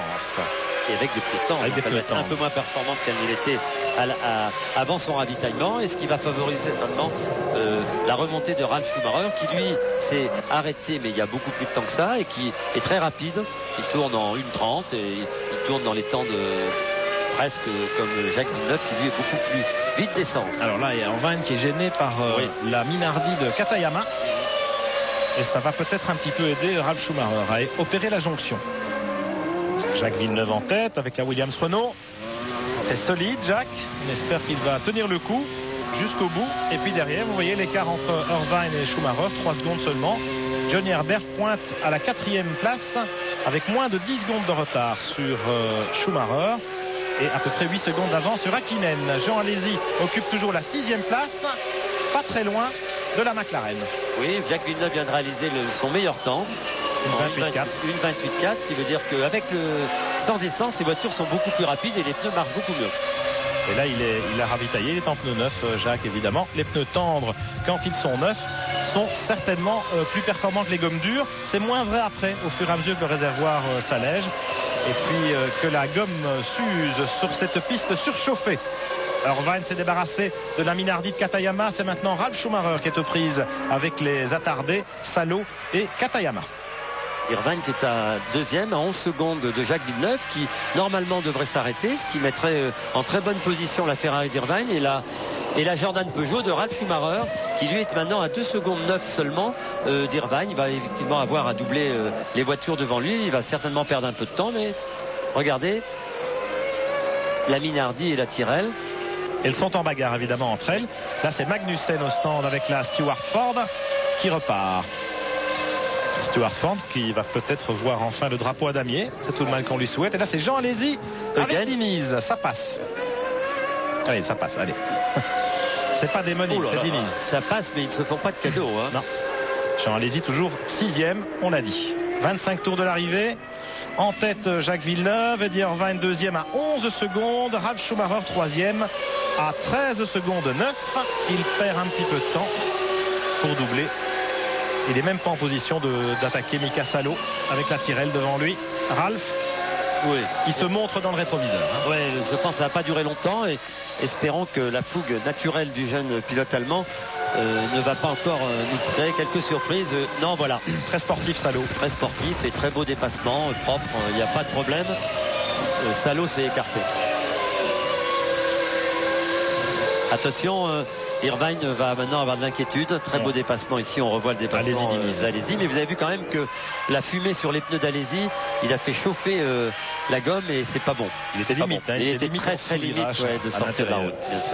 Alors, Alesi 6e, Berger 7e avec l'autre Benetton Renault. Vous voyez comme la voiture de Schumacher, Ralf, la Jordan Peugeot, sort des courbes puissantes, vraiment excellente très motricité, hein, la Jordan. Très belle motricité. Le moteur Peugeot est en train de rendre son maximum. Vous savez que tout le week-end ils ont été les plus rapides en vitesse de pointe, très bonne accélération, le moteur est très souple et les techniciens de Peugeot ont fait un très bon travail. Belle montée en puissance de Peugeot avec Jordan et puis Renault qui domine la Formule 1 depuis tant d'années et qui continue avec Jacques Villeneuve. Regardez le meilleur tour, 1:28.151 pour Jacques Villeneuve qui creuse maintenant l'écart 12 secondes alors que Larini est en difficulté dans les stands pour son 2e arrêt ravitaillement sur la Sauber Petronas. Larini ne repartira pas. Il est en panne. Il est en panne. Jacques Villeneuve donc est ce moteur Renault V10 qui caracole en tête depuis le début de ce Grand Prix. Chez Williams, on se prépare tout doucement. J'ai l'impression que les mécaniciens, non, enfin bon, pas impossible. Quand même, Ralf Schumacher vient de perdre pas loin de 3 secondes en voulant doubler les attardés. Pierre et Jacques, oui, Larini, c'est tout simplement un arbre de transmission, un demi-arbre de roue qui a cédé. Sur la Sauber. En accélération ou alors au démarrage Au démarrage, au démarrage. Ouais. C'est souvent le cas quand on demande des pneus neufs. Les pilotes sont très anxieux du démarrage et font énormément cirer l'embrayage, l'adhésion sur le sol du pneumatique et l'arbre de roue casse. Mais Larini qui en rentrant au stand a fait un freinage vraiment limite et qui a failli renverser l'un de ses mécaniciens. Voilà, il était très nerveux et la nervosité de Larini lui a coûté de casser évidemment cet arbre de roue. Mais non, ce ne serait pas une bonne information. Jacques m'a communiqué le stand Merci beaucoup Jean-Louis. Parce qu'on se précipite vers lui avec une batterie. Alors ça veut dire que ces arbres de roue marchent tous les deux. Bon, tant mieux pour Larini. Il est reparti Nicolas. Merci de l'information, Jean-Louis, mais c'est pas grave, ça arrive, c'est une bonne explication quoi qu'il arrive. Fausse alerte. Et oui, c'est une fausse alerte du stand Sauber. Mais une très bonne explication. Alors, Jacques Villeneuve est à l'attaque. Ralf Schumacher aussi. Villeneuve vient de tourner en 1.28.5. Il a un petit blocage de roue au freinage tout à l'heure, c'est-à-dire qu'il est vraiment à la limite. Villeneuve, il attaque peut-être parce qu'effectivement, il est à la fin de son train de pneus. Il sait qu'il va devoir s'arrêter encore une fois avant l'arrivée de ce Grand Prix. Ralf Schumacher qui se débarrasse enfin de Katayama. Il a perdu 5 secondes dans la bagarre. Il est maintenant à 21 secondes de Villeneuve et à 6 secondes d'Eddie Irvine en deuxième position sur la Ferrari. Ravitaillement de Nakano chez Prost, 11 secondes 4. Voilà, Ralf Schumacher donc devant Katayama et Salo qui sont à un tour. Schumacher 6 secondes de retard maintenant sur la Ferrari d'Eddie Irvine. Et surtout, plus de 20 secondes par rapport à Villeneuve. Ça signifie que si Villeneuve s'arrête pour ravitailler, il va repartir vraisemblablement entre les deux voitures, entre la Ferrari d'Irvine et la Jordan Peugeot. Oui, j'aimerais parier qu'il va repartir devant. Parce que il tourne très vite, presque une seconde plus vite là qu'Irvine. S'il s'arrête dans 3-4 tours comme nous pourrions le penser, il va avoir une 22-23 secondes. C'est pour ça qu'il est en train de cravacher, justement pour avoir de la marge. Pour ce ravitaillement qui va être très rapide puisqu'on va lui mettre très peu d'essence. Évidemment. Patrick Head est venu aux nouvelles avec Frank Williams. C'est très calme du côté de chez Williams pour l'instant. D'habitude, Head fait la navette entre le muret et le stand où se trouve Frank Williams. En ce moment, c'est absolument calme. Regardez, il se dirige maintenant juste sur le muret pour prendre des nouvelles. Regardez l'attaque, on l'a vu tout à l'heure de Jacques Villeneuve qui est vraiment à l'attaque, il survire et survure. Et il creuse l'écart. 16 secondes maintenant par rapport à Eddie Irvine sur la Ferrari. 23 secondes par rapport à la Jordan Peugeot de Ralf Schumacher. Oui, il faut qu'il cravache parce que 16 secondes ce n'est pas suffisant. Ça va être vraiment très très juste pour Jacques Villeneuve. Quatrième Johnny Herbert sur la Sauber à 30 secondes. Cinquième Mika Hakkinen, McLaren Mercedes à 36 secondes. Et sixième Jean Alesi avec la Benetton Renault, 41 secondes de retard. Voilà pour les concurrents qui vont marquer des points au classement du championnat du monde s'ils parviennent au terme de ce Grand Prix d'Argentine dans cet ordre. Nous sommes maintenant à 21 tours de l'arrivée. Villeneuve, Irvine. Effectivement, on peut se poser la question de savoir si la Williams Renault va encore s'arrêter. Mais son dernier ravitaillement n'était quand même pas très long. Sincèrement, le ravitaillement n'était pas long, Pierre. Les temps autour de Jacques Villeneuve, on s'en aperçoit, sont en 28-3. Il n'a jamais tourné aussi vite. On s'est aperçu depuis le début de ce Grand Prix que toutes les voitures en fin de ravitaillement, tout proche de leur ravitaillement, tournaient toutes très vite. Donc c'est le signe avant-coureur d'un arrêt pour Jacques Villeneuve. Je lui souhaite évidemment de ne pas s'arrêter, mais je ne sais pas, il faut se méfier avec ces diables hommes de chez Renault, consommation, je ne sais pas. Ralf Schumacher avec la Jordan Peugeot et à distance une bagarre entre les deux constructeurs français. Renault en tête, Peugeot dans le rôle du challenger. C'est un petit peu à l'image du marché automobile aussi ici en Amérique du Sud. On a vu beaucoup de Renault et de Peugeot dans les rues de Buenos Aires. Oui, en Amérique du Sud, les deux marques sont très bien représentées.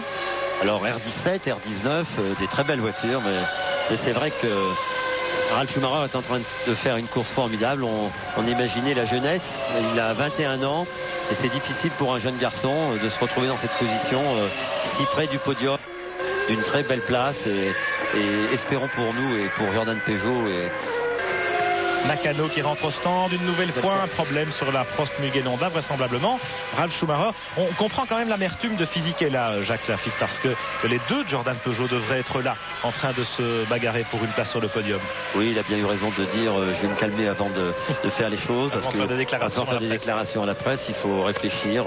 Quand on a un incident comme ça, on peut toujours penser qu'on est un peu responsable aussi. Physique là aurait peut-être dû dire laissons passer Ralf qui est visiblement plus rapide que moi, mais vous savez, cette rivalité, cette animosité entre deux jeunes pilotes, elle est tout à fait normale oh là, Pedro Diniz, ça fumait, mais ça fume vraiment trop maintenant, il est arrêté. Et il n'y a plus du tout de Prost en course, puisque Nakano n'a même pas réussi à rejoindre son stand, il s'est rangé sur le bas-côté à l'entrée des stands. Et je vous informe que Fisichella n'est toujours pas sorti de l'enclos Jordan Peugeot. Rejoindre son équipe. Je crois que c'est mieux pour lui, plutôt que faire des déclarations intempestives. Ils ont une bonne voiture, un bon moteur, et il y il aura encore d'autres opportunités de faire voir son talent. Pas prêt de sortir de son mutisme. Giancarlo Fisichella. Alors que là, on était avec Jean Alesi sur la Benetton. Regardez Hakkinen sur la McLaren Mercedes devant lui. Voilà, Alesi qui tourne à l'épingle avant la ligne droite des stands. L'écart entre les deux voitures, 5 secondes et demie. Et Alesi a du mal à revenir sur Hakkinen qui a adopté un rythme très rapide par rapport à ce que l'on aurait pu penser des essais des McLaren ici. Et Jean a beaucoup plus de mal que tout à l'heure à revenir sur Hakkinen. Plus rapide en tout cas qu'avec son premier train de pneus tout à l'heure. Mika Hakkinen sur la McLaren Mercedes rescapée, puisqu'on se souvient que David Coulthard avait été une des victimes de l'accident du départ. Diniz avec une surchauffe du moteur, une fuite d'huile. Oui, une fuite d'huile, les pneus gras et obligé de s'arrêter. La voiture ne pouvait pas tourner. Plus d'Arrows Yamaha en course. Jean Alesi sur la Benetton Renault. 6e, c'est la place qu'il occupait alors qu'on voit Nakano qui effectivement s'immobilise sur les bas-côtés avec la Prost. Est-ce que Nakano aurait eu le même problème qu'Olivier? Je l'espère pas. Villeneuve en tête. Je reviens à Alesi une seconde, Jacques. Oui. Il avait terminé 6e au Brésil. Mais il était très déçu parce qu'évidemment Berger était parvenu à se mêler à la lutte pour la victoire en poussant Jacques Villeneuve dans ses derniers retranchements, en terminant seulement à 4 secondes du Québécois. Ici, Alesi précède son équipier Berger. Mais il ne va pas le précéder, il faut qu'il attaque parce que Berger est derrière lui à 3 secondes 6 et il est en train de tourner. Il tourne une seconde plus vite que lui tous les tours, ce qui veut dire que dans très peu de temps, vous voyez, regardez bien, 55e tour, Pierre, je ne me suis pas trompé de beaucoup. Pas mal, Jacques. Il va falloir surveiller les écarts entre Villeneuve, le deuxième et le troisième. Vous voyez, il n'est pas sûr du tout qu'il ressort devant Ralph. Je pense qu'il va ressortir et devant Irvine et devant Ralph Schumacher parce qu'on l'arrête au moment où il a 20 secondes qui étaient très précieuses pour lui. Il a attaqué énormément dans les 5-6 derniers tours pour avoir ces 20 secondes qui sont absolument nécessaires pour lui pour repartir en tête du Grand Prix, parce que l'écurie Williams sait que s'il repart derrière Schumacher ou en troisième position, on est presque impossible de doubler ici et que les pilotes devant lui ne vont certainement pas lui ouvrir la porte. Alors selon le premier arrêt tout à l'heure qui correspondait aussi à une bataille avec Eddie Irvine et sa Ferrari qui occupait à ce moment-là la deuxième place, eh bien les 20 secondes de Villeneuve devraient être suffisantes pour repartir peut-être juste devant la Ferrari et certainement devant la Jordan Peugeot, pas de doute là-dessus. De toute façon, Villeneuve a encore bouclé un tour histoire de leur mettre encore 1 ou 2 secondes dans la vue et de se creuser une petite marge de manœuvre supplémentaire en espérant que chez Williams Renault tout se passe bien au ravitaillement. 28-0. On va même en boucler 2 tours supplémentaires pour Villeneuve avant 55e tour, je vous ai dit. Voilà. Jacques Lafitte, il a du flair pour ça. Talon. Il nous avait dit 55e tour et Villeneuve vient tourner en 1:28.0, c'est le record du tour. Voilà, ce qui veut dire qu'il aura 22 secondes d'avance et qu'il va faire un arrêt qui va être de 6 secondes à peu près, puisqu'on va lui mettre très peu d'essence. Donc lors de 5-6 secondes, les pneus vont être changés et il va certainement partir en tête. On lui souhaite, on aimerait beaucoup qu'il reparte deuxième, 2, 3e pour que la course soit plus difficile. Irvine en difficulté ici pour dépasser Nicolas Larini avec la Sauber retardée. Larini qui pointe à 2 tours. Et puis vous savez, quand vous dépassez comme ça à l'extérieur ou à l'intérieur d'un pilote, vous encrassez vos pneus et l'adhérence devient beaucoup plus délicate vous perdez beaucoup de temps dans le demi-tour suivant. Irvine est à 22 secondes de Villeneuve maintenant. Oui. Ce sera peut-être même un peu plus au moment de l'arrêt du pilote canadien. En tout cas, la course est fantastique et rien n'est joué. Tous les pilotes, Irvine, Schumacher, Herbert, Hakkinen, Alesi, Berger est très très rapide, 1:28.3 et tous les pilotes qui le précèdent sont tournant tous à la même cadence. Tout le monde est en train d'attaquer parce qu'il y a des places à prendre sur le podium. Il y a 5 voitures regroupées en 20 secondes derrière Villeneuve. C'est intéressant. Villeneuve a 22 secondes d'avance sur ses poursuivants, mais dans les 20 secondes suivantes, il y a 5 voitures au coude à coude. Il reste encore 18 tours à boucler et donc rien n'est joué pour les places d'honneur et pour les points au championnat du monde. Pour la victoire, eh bien, on va être fixé dans quelques instants après le ravitaillement de Jacques Villeneuve, évidemment, puisque c'est là que tout peut se jouer pour le pilote canadien. Et si le ravitaillement aura bien lieu à la fin de ce tour-ci, on vient de lui passer la flèche. Oui. Eh bien, alors on va l'attendre avant de marquer une dernière pause dans ce Grand Prix d'Argentine. Voilà, les mécaniciens sont prêts chez Williams Renault à accueillir Jacques Villeneuve. Vous avez aperçu drapeau jaune là-bas derrière. C'était une voiture de sécurité qui avait mis à l'abri l'Arrows Yamaha de Pedro Diniz. Plus de peur que de mal. Alors Villeneuve, 23 secondes et 3 dixièmes d'avance sur Eddie Irvine. Ici à l'image avec la Ferrari. Schumacher remonte, est en train de remonter aussi sur Irvine, donc on va avoir une très grosse bagarre pour la deuxième et la troisième place. Quand on connaît le tempérament d'Irvine et de Schumacher. À l'arrière-plan, une voiture immobilisée. C'est une Rose Yamaha, je pense. Oui, c'est celle qu'on vient de... Voilà, c'est toujours lui. Là, les voitures qui ont abandonné, vous les voyez, Diniz, Nakano, Verstappen, Katayama, Hill, Fisichella. Et puis, bien sûr, Barrichello, Panis, Frenzen. Et attention, enfin, Schumacher et Coulthard. Voilà Villeneuve, le petit S de Senna en descente, le virage à droite avant le retour au stand. Voilà Jacques Villeneuve, regardez l'attaque dans les... Ouh là là, c'est bien sûr à la chicane, ça glisse, ça glisse beaucoup. Hop, bordure, boum boum, attention à la ligne blanche, top 120 à l'heure, et voilà Villeneuve qui s'immobilise. Lentement, prudemment, Jacques Villeneuve pour venir s'arrêter. On va surveiller le chrono, très peu d'essence vraisemblablement. On l'a dit, voilà c'est fait. Et il repart. 7 secondes 2, magnifique ravitaillement chez Williams-Renault. Villeneuve va pouvoir repartir en tête du Grand Prix. Oui, car voici Eddie Irvine qui rentre dans la ligne droite des stands. Voilà, Irvine qui a une ligne droite de retard. Il a évidemment un petit peu d'élan. L'écart va être de 4-5 secondes. Et derrière Irvine, vous voyez la voiture jaune de Ralf Schumacher, la Jordan Peugeot. Allez, on retourne à Paris pour faire un petit break publicitaire. Et on revient ensuite à Buenos Aires pour vivre le final à suspense de ce Grand Prix d'Argentine. À tout de suite. Grand Prix d'Argentine de Formule 1, 58 tours couverts. Et 3 voitures groupées en moins de 10 secondes en tête de la course. Rien n'est joué. Il y a 72 tours à boucler, il en reste 13. Eddie Irvine est à 4 secondes du leader Jacques Villeneuve. Là, Williams-Renault du pilote canadien est en tête depuis le départ, exception faite évidemment des arrêts ravitaillement. Le voilà, Villeneuve en tête de la course. Deuxième Irvine avec la Ferrari à 4 secondes. Troisième Ralf Schumacher sur la Jordan Peugeot à 9 secondes. Quatrième Johnny Herbert, Sauber, Petronas à 21 secondes. Cinquième Mika Hakkinen, McLaren Mercedes à 23 secondes. Gerhard Berger est maintenant sixième avec la Benetton Renault. Il a dépassé Jean, allez-y Jacques Lafitte. Oui, il a dépassé. On voit aussi que Eddie Irvine est en train de tourner 5-6 dixièmes plus vite que Jacques Villeneuve qui vient de repartir des stands avec des pneus neufs et avec très peu d'essence. Je me suis en train de me poser une question. Est-ce que Eddie Irvine va nous faire la surprise? On sait que la Ferrari a 10 kg d'essence en moins, ce qui représente l'ordre d'un réservoir un peu plus petit que ses concurrents. Est-ce que Eddie Irvine ne va pas nous faire la même surprise que nous avait fait Schumacher au Brésil, de s'arrêter avant la fin de la course? En Australie, de s'arrêter encore. Espérons que non. Oui. Pour le suspense et pour cette fin de course. Et aussi la très belle remontée de Berger qui est maintenant très près d'Hakkinen, 6 secondes, et qui est en train de remonter. A fait une très belle remontée. En tout cas, il a repris l'avantage par rapport à son équipier. Jean, allez-y. Maintenant 7e sur l'autre Benetton Renault. Magnussen est 8e sur la Stewart Ford. Trulli 9e sur la Minardi. Et Mika Salo 10e avec la Tyrrell. Et oubliez de vous parler de Ralf Schumacher qui tourne en 1.28.7, qui est aussi très près d'Eddie Irvine. La course n'est pas finie. Le podium, la bagarre pour le podium est terrible. La bagarre pour le podium va être terrible, mais je vous propose une image du stand Williams-Renault. Regardez, Denis Chevrier, l'ingénieur moteur de Jacques Villeneuve, bien sûr, Jean-François Robin, le patron ce week-end chez Williams-Renault. Tous les hommes sont rivés les yeux sur leurs écrans et on est très très calme en attendant la fin de la course pour l'instant. On est très calme, mais je peux vous dire que ça doit quand même un petit peu bouillir parce que les écarts diminuent. Villeneuve n'a plus que 3 secondes et 3 dixièmes d'avance sur Irvine. Vous le voyez avec cette caméra aérienne. L'écart diminue entre les deux hommes de tête, la Williams-Renault et puis la Ferrari. Et enfin, la Jordan Peugeot de Ralf Schumacher qui, elle aussi, maintient une cadence formidable, une 28.7. Le jeune pilote allemand, il est là avec la voiture jaune. Vous le voyez, il est là. Donc pour les 3 premières places, eh bien, les 3 voitures se rapprochent les unes des autres. On va peut-être avoir une arrivée au sprint dans ce Grand Prix d'Argentine à Buenos Aires. Jacques Lafitte, vraiment, on n'attendait pas ça.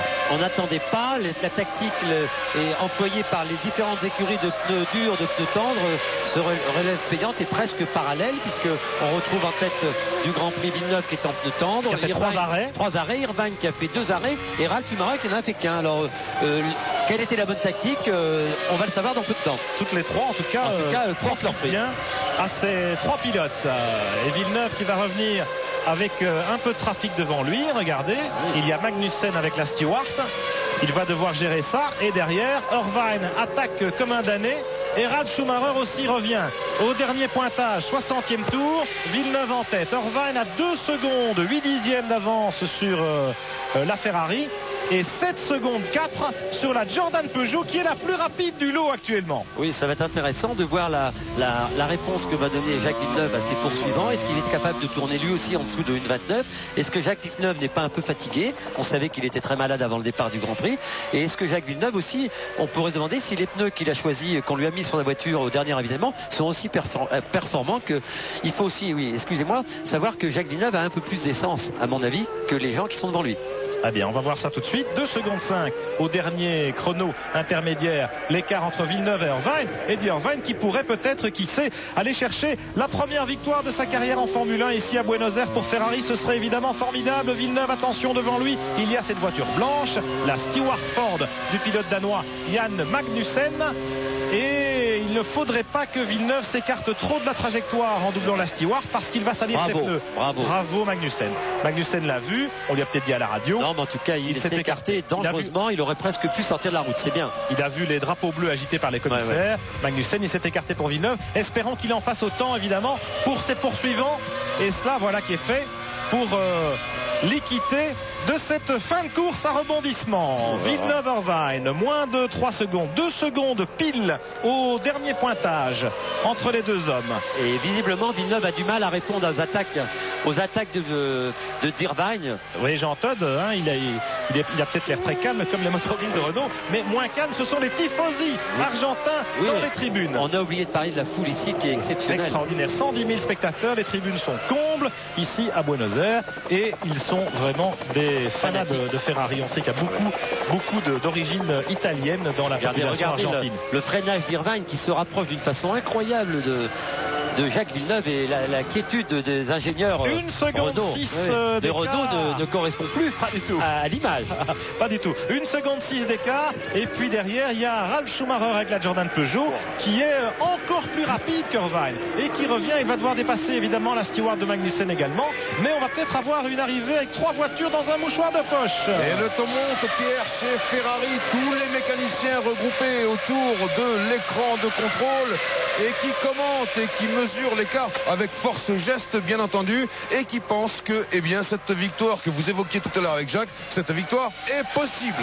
Nous sommes à 10 tours de l'arrivée, 1 seconde et demie d'avance seulement pour Villeneuve par rapport à Irvine. Ralf Schumacher est 3e à moins de 6 secondes du leader. Nous allons avoir une arrivée au sprint avec les 3 voitures roue dans roue sur un circuit, Jacques Lafitte, où les dépassements sont très difficiles pour ne pas dire impossibles, même si Irvine visiblement a une cadence plus rapide et le plus rapide de tous c'est Gerhard Berger, vous le voyez, 28 tourons, mais il est 6e et il n'a plus voix au chapitre pour la course à la victoire en tout cas. En tout cas, il est sûr que ni Jacques Villeneuve ni Eddie Irvine vont ouvrir la porte, et lui et Irvine et l'autre à Ralf Schumacher. Il faut aussi noter que derrière, pour les places, pour les points au championnat du monde, vous avez 3 voitures roue dans roue avec Berger qui tourne une cadence incroyable et qui est en train de se rapprocher d'Hakkinen et d'Herbert.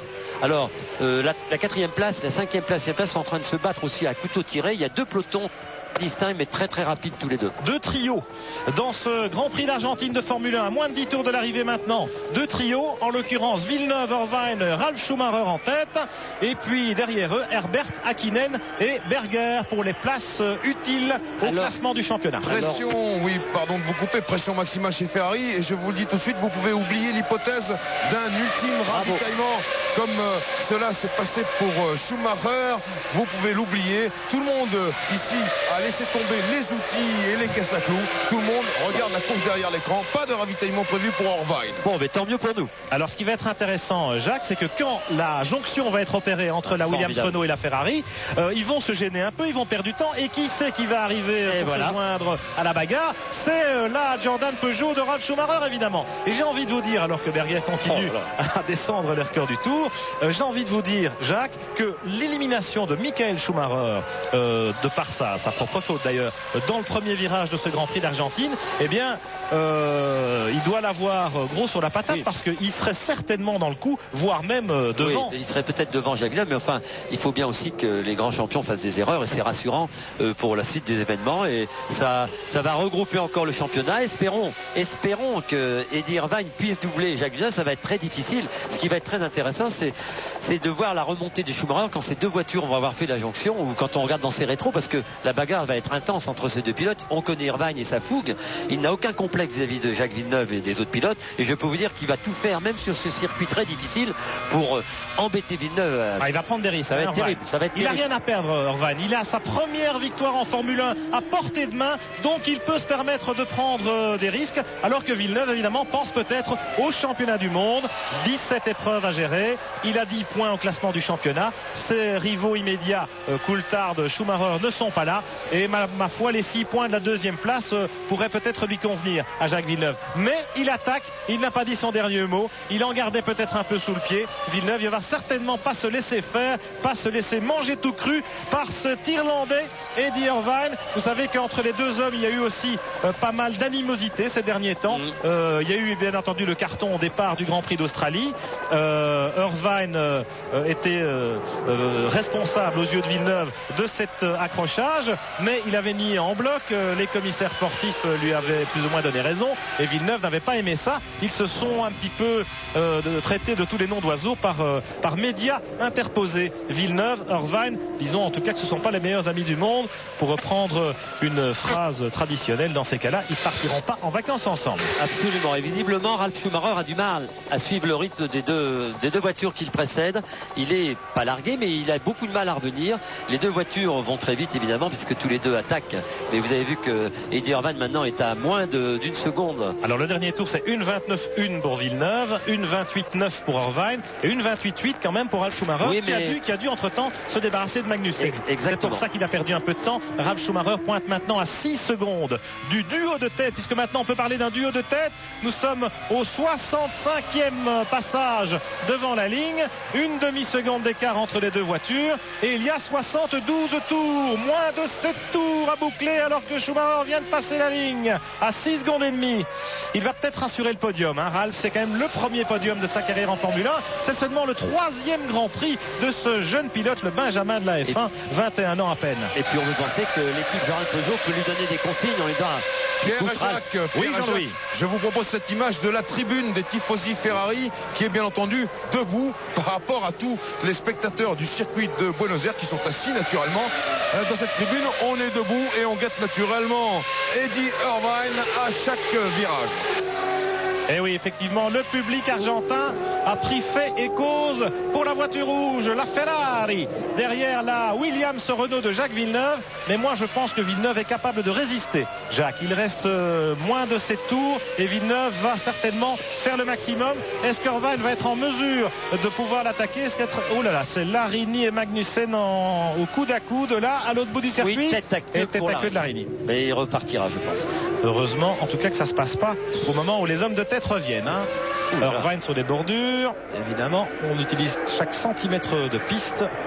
On peut espérer que Jacques Villeneuve va rester en tête, parce que je pense que la voiture, le moteur Renault est un peu plus puissant que le moteur Ferrari. La voiture utilise un peu plus de charge, la Ferrari, que la voiture de Jacques. Et qu'en ligne droite, on va le voir maintenant, à l'aspiration, on s'aperçoit que la Ferrari ne revient pas aussi facilement. On voyait un peu au freinage, mais regardez ça, cette foule déchaînée, des drapeaux Ferrari partout. L'aileron arrière de la Ferrari est braqué davantage que celui de la Williams, grâce aux chevaux supplémentaires du V10 Renault qui propulse la Williams. Et donc en ligne droite, à la régulière, en vitesse de pointe ou en aspiration, Irvine aura bien du mal à inquiéter Jacques Villeneuve, même si intrinsèquement sur un tour il est plus rapide. Oui, on pourrait penser qu'avec l'appui dont dispose la Ferrari, il aura un meilleur freinage, mais même au freinage ici, pour doubler, vous l'avez vu, ou vous êtes à côté de la voiture, ou alors on ne peut pas passer, ou on s'accroche. Mais je ne pense pas que Eddie Irvine ira jusque là. Il a besoin de se racheter des fautes faites pendant ces 3 derniers Grands Prix, et je pense très sincèrement qu'il va se contenter de la deuxième place. Il va tout faire évidemment pour gagner, mais il reste 5 tours. Ouais, il reste 5 tours. 1,29,0 le dernier passage de Villeneuve, 1,29,0. Irvine 1,29,1, Schumacher 1,29,3.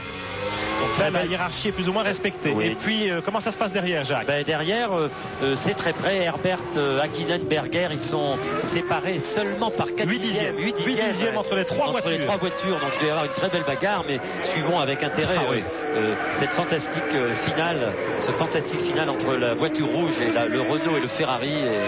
La Williams bleue et blanche en tête, Jacques Villeneuve. Eddie Irvine, l'Irlandais de chez Ferrari, le numéro 2, le lieutenant de Schumacher, qui profite aujourd'hui de l'abandon de son chef de file pour jouer les premiers rôles.